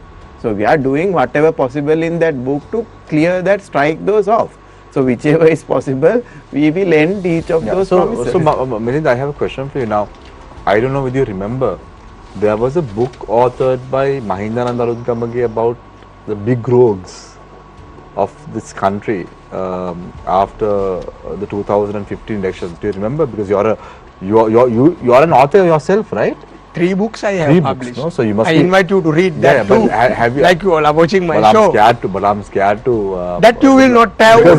That you will not have problems from the NPP social media. No, because you know why? Like last time someone read the book was when they interviewed Gotabaya Rajapaksa and held your hand and said that they wanted a coffee. Coffee. Yeah, but I don't want to go into that. No need a coffee, just read the book. But this book in question that was authored by Mahinda and Abeysinghe about the big rogues and few others. Isn't it destiny, or isn't it karma that this individual who wrote that book is now behind bars? See, I don't know how. You have not read that book? No, I have read the book and I have a copy of the book, and that is one major reason why that government fell after a few years. In 2018, we won the election. I think that book and the campaign around that was much helpful, but I don't know how eligible I am to comment on a court decision or what is happening. But isn't it the destiny? They say this is what karma is all about. See, it is. There is a singer saying, not at all. Whatever you do in this life, you have to pay in this life itself. It is beyond that. Any reasonable man in this country who is following how the CID is behaving today, how the government is trying to create a police state in this country, how they are manipulating most of the cases and using these narratives to feed people and the feed lies they were propagating over years. You know, today they have to, every week they have to bring someone to the CID. Every week they have to bring someone to the court because that is the propaganda. In this that is the propaganda they created. No politician has gone behind. And today, see, let's discuss this. No, Milinda, no politician has today in this country, from police to CID to most of the other institutes, are run by full-time JVPs who have been appointed. This is proven today out there. There is nothing to laugh. These full-time JVPs who became leaders of these institutions today are there. Can you name institutions? Are there. Then I will be in one of those institutions today and I will be questioned and put in jail. You are making a statement. That is how all these things happen today. Making a statement is today. You can't allow this, no? Making a statement saying making a statement is enough today to call to CID or bribery commission, and when you walk there you are not coming out. That is what happening in this country today. If that's the same reason that Chathuranga shouldn't have said during the local government election, which he still says to this day, that SJB members are supplying drugs. No, I didn't say SJB members. Yes, he did. I didn't. Yes, in court. He said court I said court there was ප්‍රතිවිරුද්ධ දේශපාලන පක්ෂවල කට්ටිය කුඩු බෙදනවා. Oh. Prativudhu is not. But he also said Ayuha, SJB, danne, තොප්පි and when දාගන්න. and Chamit asked him that at an interview, and he said, "Man පෞද්ගලිකව දන්නවා," and he knows what he meant. I'm saying he said it. So then where is the deal for that? Right. If you're saying that we are supplying drugs, Yeah, so this is a- we are going out of hand. So, so what I'm trying to say is, Milinda, this book was written after 2015. The court case was filed in 2016. So, his name is also there in that book, on the list of rogues. He was the right. His name is there as the As the author, author, not as a culprit. not as a culprit, as the author. Book name is there, but as the author. But look at what karma is, no? No, it has Rehan, nothing to do with karma. It has nothing to do with karma. My humble request.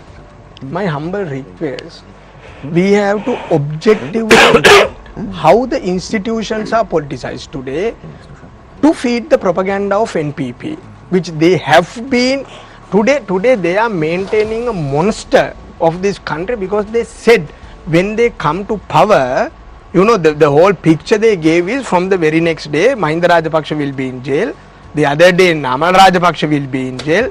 The day after, the rest of the SLPPs will be in jail. That is how they campaign. Today, they have to keep this monster. Yeah, so Feed this monster. That is the challenge they have. Milinda, politicizing the state institution, didn't it happen under SLPP? What happened? I don't That's a think. good one. I don't think the government. So let's start with from the very beginning. Yeah. So after 1977, in this country, as we all know, as the let's not go politicians that in far. this 2005. no, history didn't start in 2005. 2005. For you all, history has No, started 20 after 2005. You Last all behave 20 like years. you. Last 20 This is years. amazing. You all have born after Mahinda Rajapaksha became the president. No, the UNP was not running this country. Chandrika was not running this country. In your world, only Mahinda Rajapaksha has run the country. Because there has never been an instance where the North and East did not vote because based on what the politicians at that time Who said. started the war? Who started the war? Mahinda finished the war. Gota finished the war. Who started the war? Who did that to North and East? Who did that to Tamil and Muslim people of this country? Mahinda finished it. And Mahinda 2000 gave us the long lasting Yeah, but peace. 2014 when the Aludgam incident took place, who was responsible? You were not in the country at that time, no? 2014 I was in the Yeah, you were country. there, no? I was in When the country. Aludgam incident took place, Yeah. the riots, right? the riots, who was responsible? Whoever is responsible is responsible. Which Whoever government is was in responsible. power? SLFP government. SLPP government, who was the president? Mahinda Rajapaksha. Defense secretary? Gotabaya Rajapaksha. Right. I rested there. No. If they are to take the responsible, they must take the responsible. Just because Mahinda Rajapaksha and Gotabaya Rajapaksha finished the war and brought the long-lasting peace to this country, if there are other instances, No, there are what I'm other saying incident is- in this country, No, but what if I'm they saying are is- responsible, No, no, they should no, take but the what I'm saying- responsible. but what I'm saying is, Milinda- But today what you all are doing, is you all are forgetting the history of this country. You all are forgetting what actually happened in this country, but bringing up one incident, two incident, three incident, and create the No, narrative no, around no, that. no, And no, tell no, me that is the No, entire. that's not no, true. You know why, Milinda? I lost my friends when the DSNI college bomb blast took place in Peta. I was in school at that time, right? I have seen the brunt of the war. I have been reporting on the war since 2006. I've been to Mavillaru, we were reporting. I've seen the brunt of the war and it has been so disgusting. And when the war finished, we as media personnel and I think as a nation, we commended. We thought what Mahinda Rajapaksha did at that time was great. There was no question about that. But what preceded after is the problem. The 18th Amendment. It was the 18th Amendment, the dictatorship that took place, the robbery, the corruption. It went to an extent, Milinda, that people ousted Mahinda Rajapaksha from his presidency in 2015 in a very demeaning Then people manner. brought him back in 2018. That was not Mahinda Rajapaksha. No, why not? He led the they, party. But they, He led the party. But they kicked him out. Remember, Mahinda Rajapaksha did not even have a place to go. in 2022 when Sri Lanka was going through What bad we times. are doing Yeah. today, this Yeah. Don't happened in forget, don't 2015. we have You're never, forgetting. we will never forget it. You're thinking We about will- 1971, 72. Don't think of, Shamir, don't think that Shamir, far. Shamir, Look at we will- 2022. We will never Milinda- forget what happened in 2022. Milinda, I we will reminded- never, no, no. we will never forget. You were we there will- with you we will never- were there with Gotabaya Rajapaksha. we will And he left never at that forget time. who funded it. We will never forget to drive the whole thing. We will never forget who burnt more than 300 houses. We will never forget people who died, got beaten up, got raped that day. We will never forget. Don't worry. We will never forget that. Milinda, I asked the question because you were basically saying that the politicization is happening as something new, but No, I it is not something new. Yeah, It is not something that's what I told. I mean, It it is not happened something- throughout, it right? is And not something under new. SLPP also it happened. Rehan, I want to ask a question now. There is a merger, is being discussed between the two parties. What are the changes it will bring within the party and outside the party if the merger succeeds? So Kabir Hashim is initially tasked with this committee. So his basic call of action now is to get various ideas from party members, including us, and also the party cadre, which is outside our Saka Samitis and all these things. So that's step number one. Step number two is that we have now said in the working committee that the alliance of any such leadership has to be given to the SJB. Now that is not because I'm putting us on a pedestal, that is because of the people's vote. The people have put us as the main opposition of this country. The third thing that we have said, and I'll tell you this now very openly, is that many of us are not prepared to go in for an alliance like we did with the SLPP in 2024, which cost us that election. Because we have done that once, we have lost, and we're not going to do it again. Moving forward, I don't know whether it's going to work or not. It all depends on these initial rounds of discussion. But what I can say personally is that if there are certain things that are not agreeable, that there are certain members who will want to opt out of politics. Now, whether that's forming a new party or something else, that's all in the horizon. That has not been discussed yet. But we will have to look at our own political aspirations, because, for example, I'm not prepared to lose another election because of no fault of mine. Now, if I contested from the Pohottu in 2020, I would have won Matara. If I contested from the NPP in 2024, I would have won Matara still. I can tell you that because I have that reputation in Jayawickreme. I have not been tainted with corruption. I have been one of the best chairman of urban council in the south. I have not a single accusation of corruption I have. And I ran my council like how you would run a good business. That's how I ran my council. But you are responsible for kidnapping 2 members. They are members. That also I had to bear the brunt of it when they are members. He had nothing to do with it, but their members lied saying that they were kidnapped and all that. So moving forward, what I'm trying to get back to the point is that I am now 40 years old. I'm turning 40 next year. I started politics when I was about 29. So a good portion of my youth has been sacrificed into doing politics in Jayawickreme. So I have now lost 2 elections back to back. And I'm not going to be a wasted brand. I would much rather not do this than fail again. But Rehan, now you worked very closely with the late Mangala Samaravira. He was my mentor. Right. Him and Mr. Karu Jayasuriya. Right. So let's say Minister Mangala Samaravira was living. Yeah. He would have things have changed.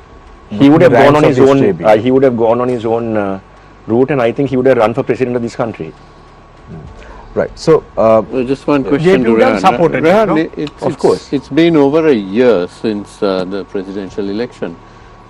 These discussions is on again, off again. We've seen these discussions earlier, about 4 or 5 months just before the local government elections. Yeah. I mean, why does it take so long? Now, if you ask me personally, I have the same opinion as Digambaran. Now, I don't know whether you saw Minister Digambaran's statement the other day. He said all these talks are futile right now because we have had 2-3 opportunities to get together. We didn't. We won elections. So what Minister Digambaran said was, and I agreed with him, and I called him in the morning and I said I'm in agreement, was that all these things can happen during an election, because it is during an election time that you properly feel the pulse of the people. Because right now there is a lot of people who don't want this alliance as well. I have to be honest with you. There are people in the party that want it, and there are people in the party that don't want it. People like me who sacrificed our political career in the UMP and we got all kicked out. So that's why it was funny for me when Mr. Wickremesinghe's party made an invitation for all of us to come back. How can you come back when you're expelled?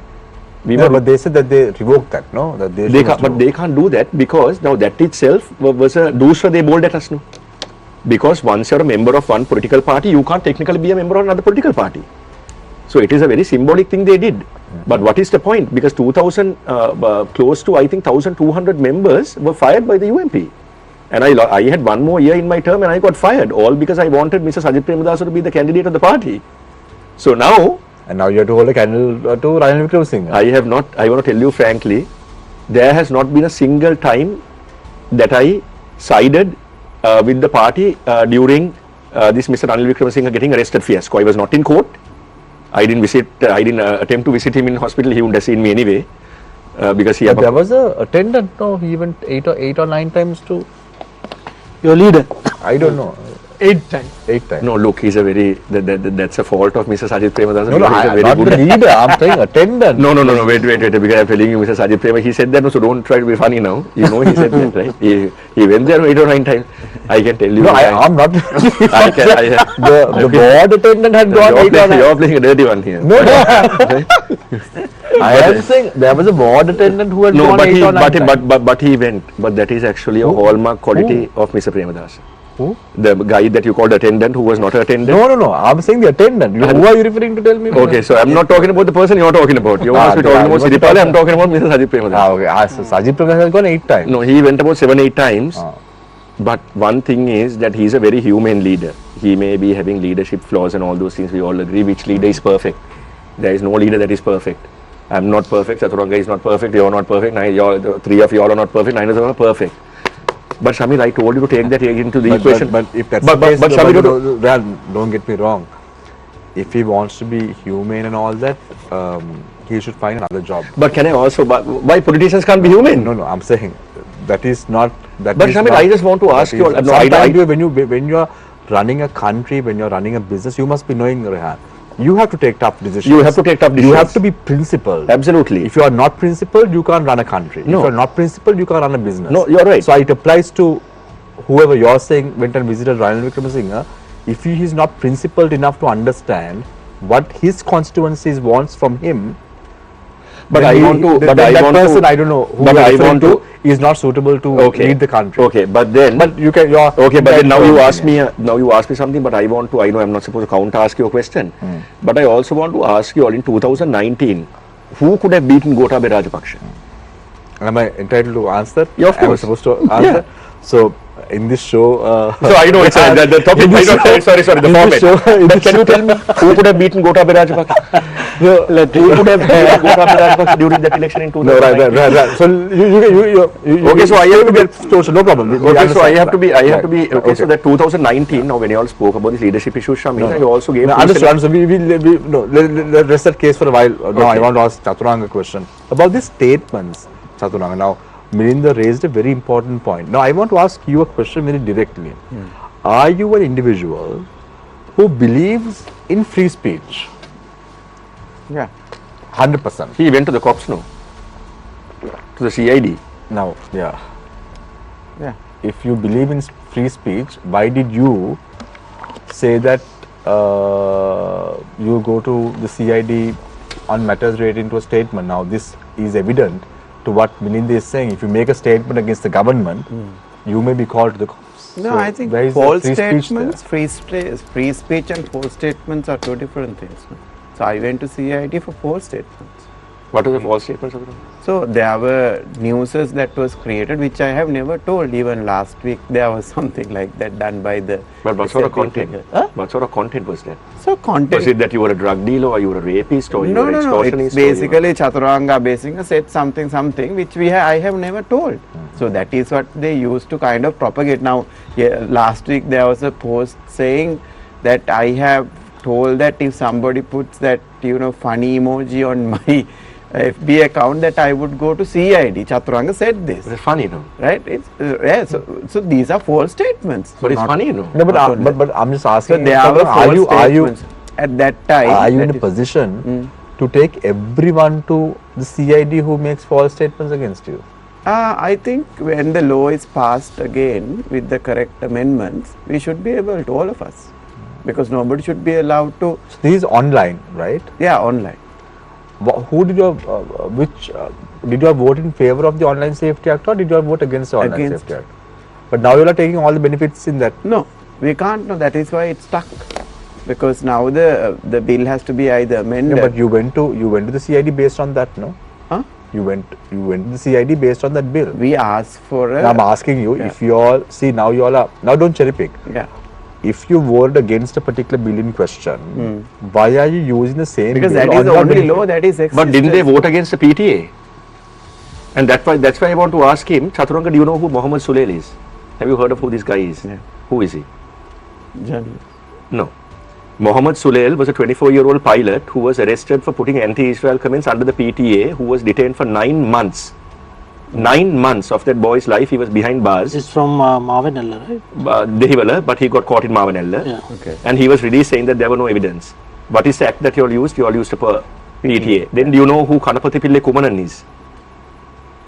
Kanapati Pille Kumaran is a Tamil journalist who wrote on the Chemmani mass graves, who was summoned to the TID based on the PTA.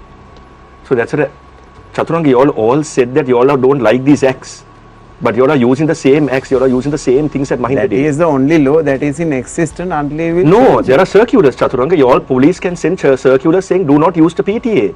Even with the LGBTIQ issues, you all can use the police to send a circular saying don't implement 364 or whatever of the penal code, or don't harass people. That's all they're asking for. I think this is not something that I can comment on why we are not using and all those things. But the thing is, at the moment, the online bill and the PTA is the two acts that are there until we amend or repeal it. Right. What is the position of your party with regard to freedom of expression? In the sense, Freedom of expression, what's your position of the party?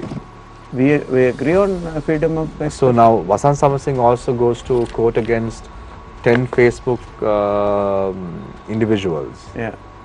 Is that freedom of expression? So if there's a fake news so damaging in this thing, I think he should be able to do that. Why don't you all go and put a complaint about those gold horses and the Lamborghinis? I really don't get it. Yeah. So it's not free speech. It's deliberate accusations, So deliberate stuff. what if Milinda's party goes and puts about the Uganda money and all that? Yeah, they can. But who's going to take action? Who's going? So if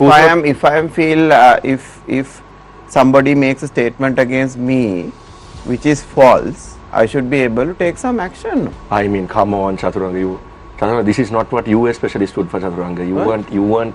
I would have never thought that you would have gone to the CID. Out of the many things that I thought that you would do, going to the CID over someone that altered a court. You were not called a rapist. You were not called a murderer. You were not called a drug addict. You were not. So they were making false statements against me, which I couldn't answer. Yeah, but Chathuranga, that's free speech. That Chathuranga. is not free speech. Then what is What it? is it? I don't know. You are the journalist. Tell me. That is right. Now, Shamir, you guys are better educated. But what is for? But Shamir. No, I want to answer that question. Yeah. No, we get told to the CID for true statement. False one. But technically, if it's a false statement and if they are publicizing that, then I think Chathuranga has all the right to go to the CID. Because But with if, your it happens, image- but if it happens on a constant basis and if Chathuranga is lying constantly and if he goes to say, then there is a problem. But Chathuranga is not like that, no. Yeah. Rehan, so you have to So there are respect. 8 statements. Do you know made in 2 weeks. do you know that this is only happening with their new cardinal? How many things have been told to Sunil Handunhetti? How many things have been told to Lal Kanta? How many things have been told to the senior cadre, including the president of the country? Have you ever seen them going to the CID? How many times have they said that these guys had gold horses, Lamborghinis, saying that their toilets were gold plated and all these things? your friend's dog has That my friend's dog has a chain on his 20 pounds. 20-pound Oh, chain I on his think neck. context So number is one, Chichi different. would never spend that much on a dog, to be honest. But my question, my thing is, we are all in this Rehan, because it's not about the accusation. no, right? but we all. You can I mean, accuse me. There's no problem. I mean, but you politics can't requires say, us to have thick skin. No, there's Right. no thing. So So I you mean, can't say a statement which I never told. So on these Has- statements, now. Why tragically- CID, Shamir? Wait. Where do you go?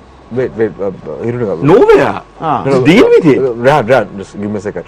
Now, on these statements that are being made, we saw the tragic death of killing, unfortunately, of Wasim Tajuddin.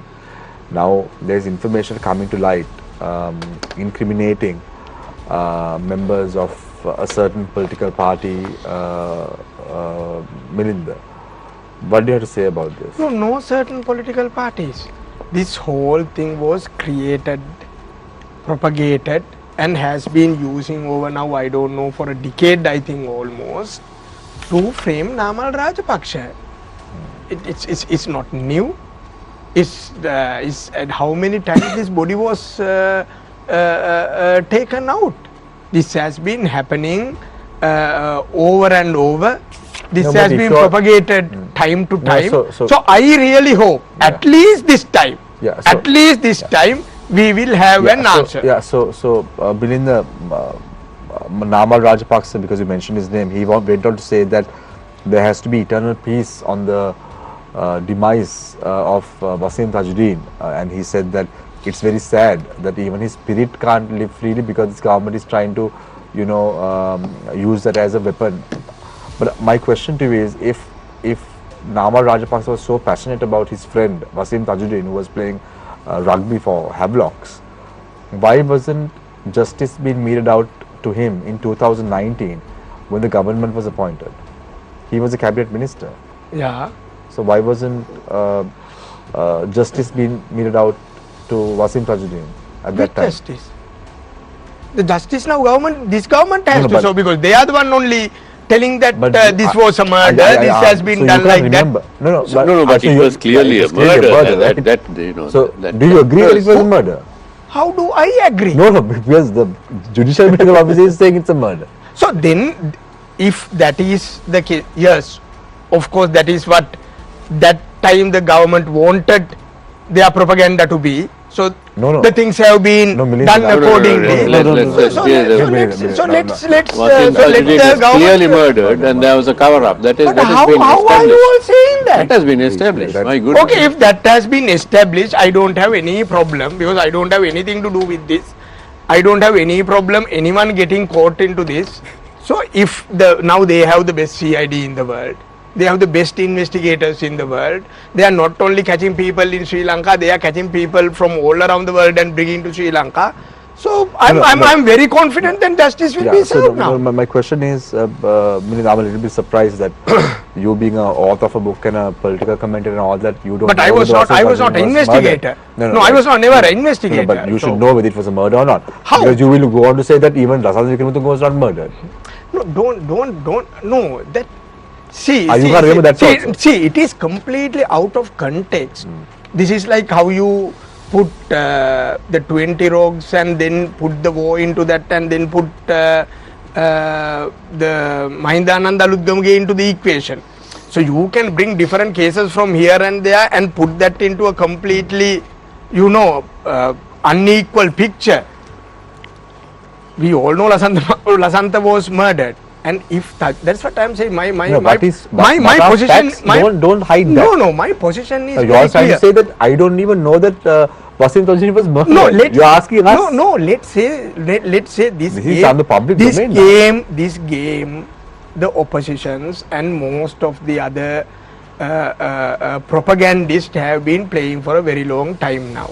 This is one fantastic example in this country how the propaganda works. Now this government has the best CID, best investigators, best in everything, even in the parliament. So I Evidence really has hope been and clear. I really want justice to be served now. No problem But on at the that. same time, no problem. But at the same time that Wasim Tajuddin's thing is coming up, I would sincerely request the government to carry investigations on Jinadasa Veerasinghe, Keerthisena Abeysinghe, Harsha Abeyewardena, Daya Sepali Senadira, Vijay Kumaratunga, GVS De Silva, Nandalal Fernando, SB Yalagama, LW Pandita, Lionel Jajalaga, Indrapala Abeyveera, PD Vimalasena. So they should do that too. That is just the politicians, because there are academics as well. There are Sagarika Gomes, there are so many people, right? So I'm saying accountability, they can start, but if they can't get rid of their Go up to speaker. 83 as well. So yes. Yeah. Right. So I want to wrap up today's show. Do you all have any questions? I have one Yeah. question from Milinda. Milinda, I mean, I went through your Facebook account just before the program, and that has That's a stressful task no. to do. He had a I would not recommend that. I would not recommend that. Even that gives I'm not recommending it. I would not Why recommend are you that. doing things that Milinda said don't that do? gives the history of the SLPP. I mean, the bad side. Well, I mean, he has some interesting fans. yeah, of course. Now, No, I am one guy who have given so many jobs in this country. Today NPP is paying hundreds of these social media Wait, armed boys again, and girls to accusation. work for us. wait. This is also a No, my false question accusation. is, there are a lot of baggages, right, for the SLPP. How are you going to clear these baggages before the next election? See, you are trying to prove you are making some of these lies, the stories, the narratives. and the Wait, no. What I am saying is, look, NPP has Chathuranga went to the, wait, NPP has Chathuranga went to the created over years. Milinda, Chathuranga went to CID and cleared, and then stopped. It stopped there, right? Whatever the false information. Ask So what are you going to do? No, ask as anything. No, Stop. but to be honest, Shihar, you can't look at a Facebook account and judge, because let's say SLPP, now if when we looked at Milinda's post before coming to the show, we saw other people had commented very They are negatively not also. actual people. But I see that on Chaturanga's Facebook as well, so we can't base our arguments Check on my one, I No. get saved most of the time. The- because relatively you have free. stopped, you have Samir. stopped all the comments. Samir, But the issue is- some issue we is- have to respect, because we can't No. because I notice some of those accounts are not even They are locked accounts yeah, with locked 4-5 accounts, friends. so- They were paid accounts. No, And and they are for the him army of especially, and for people. him, Yeah, for him that's also, the let's- only guy who talks in his Chaturanga party. also, I see a lot of people even trolling Chaturanga, so let's not go to this bullying No. on social media, because that's not Samir, something that we should whether you like it or not, there are baggages, right? no, there are baggages. Right? Who doesn't have baggages? We had baggages. Who doesn't That's have why I'm asking baggages? now, what are you going to do to clear those baggages? I before mean, the that's everyone's responsibility. Garage That's- sale. Huh? Exactly. The new one. That's the responsibility of the leadership. That's the responsibility of people like us who have taken the SLPP ideology and running. That's the responsibility of rest of the activists of the party. We all have to face Right. that. We all have to deal with that. I So mean, that's Milinda- everyone's responsibility. Yeah, Mili- I deal with that every day. I can see Namal deal with Right. that every Milinda, day. last I time- can see Sagara, DV Chanaka, Sanjeevadrimana deal with that every day. Yeah. And So- most of these we are not even responsible. We are not even part of these governments when these things happen. But still, we have to deal with it. Melinda, if there is an election, provincial council election, will you contest? Yes. 100%. Yes. But last time you said 100%, you never contested. No. Parliament election I contested. No, Parliament, I said the local government election. No local government election. They I didn't let you, no? No, because I decided to run around the country with Namal, speaking in all the rallies. But provincial council, definitely chief minister, Western province. No, I don't think anyone. I don't know. There will be much better candidates. If yes, we should allow that. But I will contest to be the provincial council members. If I would request you to double check with Honorable Chathuranga whether they are going to have the provincial council election. That is No, very they have already important. said that the next year is going to happen. When I don't know. we the both timing. have to get ready. No, you But, can but, get but, but ready. this is where the split is, because the NPP wants to have it, but then the JVP JVP has always Yeah. been traditionally opposed to the provincial council. Right. No, that's the difference. No, so just one question from Rehan on this provincial council's matter. Who are the STB members who are going to step down to contest the provincial council? Mujibur Rahman. I know a name, but I can't tell. You know. I know one name. Okay. How do I give this hint? You can text me. Just He's as, a rather good-looking guy in our party. just as long as we Then don't you- all but end no, up with the no, CID. I put in parliament. Parliament member. From Gampa. But From Gampa. now, From Gampa. Yes. That they are also. but the problem is, another one is the problem is Shihar and Nilesh. Now, the problem is Shihar and Nilesh can't even tell Rehan anything before the show. He mentions that he's on the show itself. I'm a very open guy. No? Anyway, Too honest, like your leader. But I'll try to strike a balance by taking from the both of you. but don't go 8 or 9 times to the hospital or wherever it is. You're talking about Siripal, right? I don't know. Anyway, right. So closing remarks, Milinda. I just want to understand, Milinda, what is the strategy you all have in place in the next 3 to 4 months? Because we know in politics there is never a rest day. You have to be at it. And what do you think would be the advice for the government at this very crucial juncture where they are looking at a budget, they are looking at FDIs, they are looking at the IMF tranche, the final tranche to come in, or this is a heavy burden on the government? They have 1.3 trillion rupees to be spent on capital expenditure. These are not easy tasks. So I want to ask you, because you've been in this game for a long time. I want to ask you, Milinda, what is the advice you all have for the government? And in your opinion, how must your party be geared in the next few months to tackle the government? Yeah, so number one, I mean, we all were treated like Valpal, and this government has walking libraries. So we are not actually in a position to give any advice to this government. But the only advice I can give to this government is they have to stop feeding the monster they created with so many lies, so many propagandas and narratives, and they should get back to actual work without taking revenge from opposition politicians. They should stop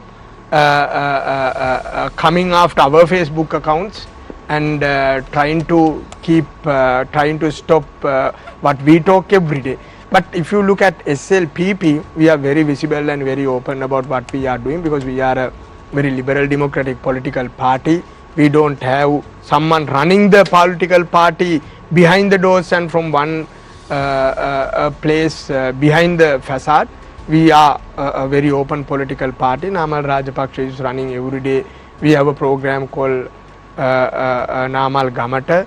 So we keep going to villages and then we have every weekend we have our other what to call the organizers meeting. Like I have court seat. I have my own meetings, so all the seat organizers do their own meetings, and we three share the same constituency. Me, Chathuranga and Dr. Harsha, And we all share the same constituency now, and a lovely trio. And yeah, and we keep fighting. We keep representing all the media channels. We keep representing whatever the opportunity our party is given to talk. And we talk on behalf of people, and we don't follow this traditional interruptive politics where, you know, whatever the government say, whatever the government do, we are not trying to bring people to the road or disrupt that or go to the court like what JVP did before they came to power. So we are doing we invite even government to engage in a constructive political conversation, rather taking us to CIDs and bribery commissions and everywhere just for all the statements we are making. Yes, Rehan, your final thoughts? Yeah, you know, I have a lot of respect, no matter whatever political discourse we have, with Milinda and Chathuranga, because I think they are both great youth leaders representing their own party. We have different ideologies. In fact, I was one of the first to wish Chathuranga, even though he never replied to me, on both his WhatsApp and Twitter. Next time, please reply. So the only advice that I could give is, I don't think I'm that experienced to give advice, but I want to quote a once great man that I don't want to mention on this show because he's attached to your channel and he's no more with us. When I first wanted to enter politics and I asked him for his advice, his one advice to me was, always remember that you're supposed to be with the people, and it's the people's, I'm not going to say it word by word, but what he meant by that was always take the pulse of the people, always stand with the people, and always remember that it is the people who will put you there, and it is also the same people who will one day kick you out. So I think people, you should be people centric, and just in a very short sentence I can just say, some of you are doing a good job, but the others just cut the crap and get back to work. Right.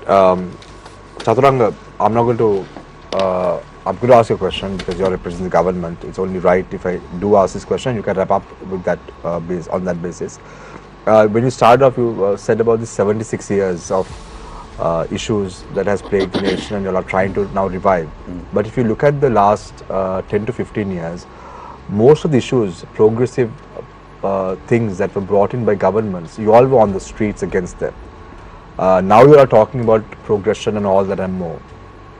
How come when in government things are different and when in opposition things are different? The time starts now. I think the oppositions that we have made because on our issues with the economic policies, and then what has happened historically has not happened on the full benefit of the people. So most of the changes that we are doing is on economic policy also, and those are well within our fundamental policies. Now, for example, every change that we are doing based on our economic policy of state playing a key role in the economy and inviting private sector to further growth, that is the balance that we are going to keep. So earlier we saw it's a neoliberal policies where the government is moving out of the equation and private capital to run the market. Yes, so I want to interrupt you. Yeah. Why I'm interrupting you is today when President spoke at a particular event, Yeah. he said that government doing business, you all have to get out of that notion and the private sector should be given to govern. But now based on what you're saying here, it seems there are conflicting opinions. No, because we even President doesn't think electricity, water and essential services are businesses that make an profit, right? So basically we are very clear. We have been, I think I've been on this table, I've told which ones the government will take a play and which ones government won't. So very clear going forward, anything other than essential services and strategic investments, government will not have any play on the SOEs. So that's been clear. And also other piece that we've been discussing here is, now we talked about a lot of things about these parties, but I'm so proud of our party. We have a deputy minister who's 31 now been appointed. Kaushalya Ariyaratne, myself, Rai, and people who came onto streets and including Harini, we have taken leadership roles and doing that change. And these parties are still talking about accusing us. There are mistakes that we make, we will correct and move on. But if you really look at the entire structure and the strategy of politics, I think there's a lot to do for the SJB and the SLPP, even they are to even make a challenge to us, because at this point also we are organizing the ground, we are going and having Kottasa Sabhas, we are having public meetings, public days, we are directly engaging with the people. Like in court itself, I can tell that we have about at 9 public days, about 232 people have come up with various issues due to various institutions and all. 186 has been resolved. Similarly, across the country, we have been fully engaged with this, whatever that is the negative that is created, either through some of the mistakes we made through what we say or the social media. What's on the ground is quite stable. And from the economic perspective is, I invite all the audience here to look at the numbers, look at the statistics. That's what we are trying to, because we are driven by KPIs, we are driven by strategy, we are driven by policy. There's a policy book in writing, and that in writing book has 1300 activities. Please track us on those things. As we do things will go wrong. Certain things will not work. Certain things we will have to correct, certain things we have to adjust. But the intention still stands that we want to create a country with a strong economy, a strong legal structure and a acceptable political culture. And this is why NPP came into power. That is the role that we are doing. And I hope that the people would understand that context, that this year has been a very progressive year compared to last few decades, that there is hope for people, there's change happening, there's change happening in the government processes, and there's change happening in the economy, and the government is putting their fullest effort. For the opposition, I would say, I think you need to get your act together, because we also need a strong opposition, probably a right-wing opposition that can challenge us on policy, because that is not visible, that is not there, right? And especially the young politicians like Milinda and all Rehan and all those can create a better change than hanging on Ranil Wickremesinghe, and the people who we rejected vehemently, the people have rejected those cultures and those ways of leadership. So I think the country can move forward like this with the NPP doing what they have promised, and obviously within next few years, or at least next 10 to 15 years, we need a strong right-wing opposition. Very quickly, factually to correct you, Chathuranga, Ranil Wickremesinghe was appointed as a cabinet minister when he was 28 years of age in 1977 under the J.R. Jayawickreme government. Yeah. So He was 27. Yeah. when you all are appointing deputy ministers at 31, and you. No, I think it is very important. We are saying you have to be appointed as a cabinet minister. That is different story. Even What I I'm believe try- in that. What I'm trying to just say, told him Shamir, that. is I none of believe us that. came from political families, none of us came from historical political wealth or all those things. No, we would like to see you as a cabinet minister. That But being a will happen relation, in but other- being a relation when of a it politician needs should to neither be a happen. qualification nor a disqualification. Yeah, but what we are- but we hope and pray, Chathuranga. No, it does. As individuals of long your as caliber it's has to happening, come. it's as long as our policy is getting implemented, it doesn't matter who's in the cabinet ministry. That's what you are saying. So please understand our politics. I think all of you, after many years of discussion, need to put little bit of time to understand what our politics is. We are not here to change a government. We are here to change the society. That's like 20, 30, 40 years away. And we are starting it. This is the first year of the transition after all these years. So this has to go with education, changes in culture, changes in how we think, how we look at the society, creating a progressive society. It's not an easy thing. What we are now doing is doing technical stuff to run the country economically stable, but our mandate is way different and way beyond. So that is why I urge even the opposition to understand what is the politics NPP is doing. It's very different to what. That's when you look at us from your perspective, there are so many questions. Otherwise, there shouldn't be any questions. So invite us for a workshop and you and I I will go can home do and that. I can Two do of us will come. We'll come. Yeah, Come, I can do that. Right. Well, see, You have another why are question? you laughing, Shami? No, Chathuranga, when you were questioned about whether you will be able to enroll Dr. Harsha De Silva as a individual in the party NPP, Yeah. you were joking, right? That when you said that he has to come and join the grassroots first, and No, I was not joking. you were So, not joking. No, I was not joking. So it's a anyone, class war.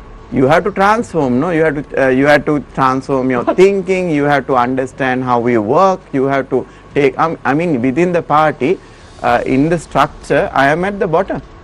I am still at a member, a committee member in Kotte. Right. So similarly, Anura was a leader in Kurunagala in 1994 something. That is how things work. But just Right. admit that Harsha So found you're, it suicide. you're saying for you to become a minister, you're going to be around Not 70 years of age? minister and party is different, Shami. okay. Right? So Who is actually running the country? The party or you all? No, finish. Over. Over. Now, that is not Chathuranga Abeysinghe, the deputy minister, for joining party us. has won the election. Party is running No. the country. Chathuranga, you don't have to answer. I just Okay. I just But another honest It's a very interesting thing, right? Another honest young Right, point. anyway, None of us are individual politicians who took power. Chathuranga, We thank you look very it much. as a collective. Yeah. Chathuranga, thank you very much, and thank you very much for sticking to your word and coming on the show every 3 months for I will. making the people aware about what the policies of the government is, and finding someone to articulate in English. It's quite rare to find in the NPP, but we are glad that at least you, You in guys your are also caliber- very strong. Some people No, get in your intimidated caliber, to come no, in. in your caliber, coming on board is good, and we are not easy. That's what I'm saying. Right. 100% not. So thanks a lot, Rehan, Jayawickreme. Nice to see you back in the saddle. Now I know why I didn't miss you all for one night. Thank you for reminding me. Yeah, so Much appreciated. please come on the show again. We like to have you on Thank the you, show Shami. It's a pleasure. constantly, Thank you. and we wish you all the very best for Thank you very the much. future election as Thank well. We'll meet you before that for sure. Yeah. Milinda, always a pleasure to have you on the show. It's always too good to listen to your thoughts and your aspirations, and how you are sticking with that party is very admirable. Ideology. Sticking to that ideology is very admirable, because policies, principles is what should drive everyone at the end of the day. So thank you very much, gentlemen, for your contribution, for your time and your effort and all that and more. And thank you very much, Niresh Ilethambi, Consultant Director at Newsfirst. Thank you very much, Independent Judge Shia Ranis. And you too for sending in your messages via WhatsApp on the number 076 6565353. There were a lot of questions today from the panelists, so I tried my best to omit the comments, thoughts and the views. And just to stick to the questions, I must say, Milinda, you have a very big fan following. I don't know whether it's JVP or the NPP, or is it really actually actually people who like you? I don't know. We'll wait and see. So I leave you with a comment, as I always do. Deciding what not to do is as important as deciding what to do. Take care and good night. Thank you.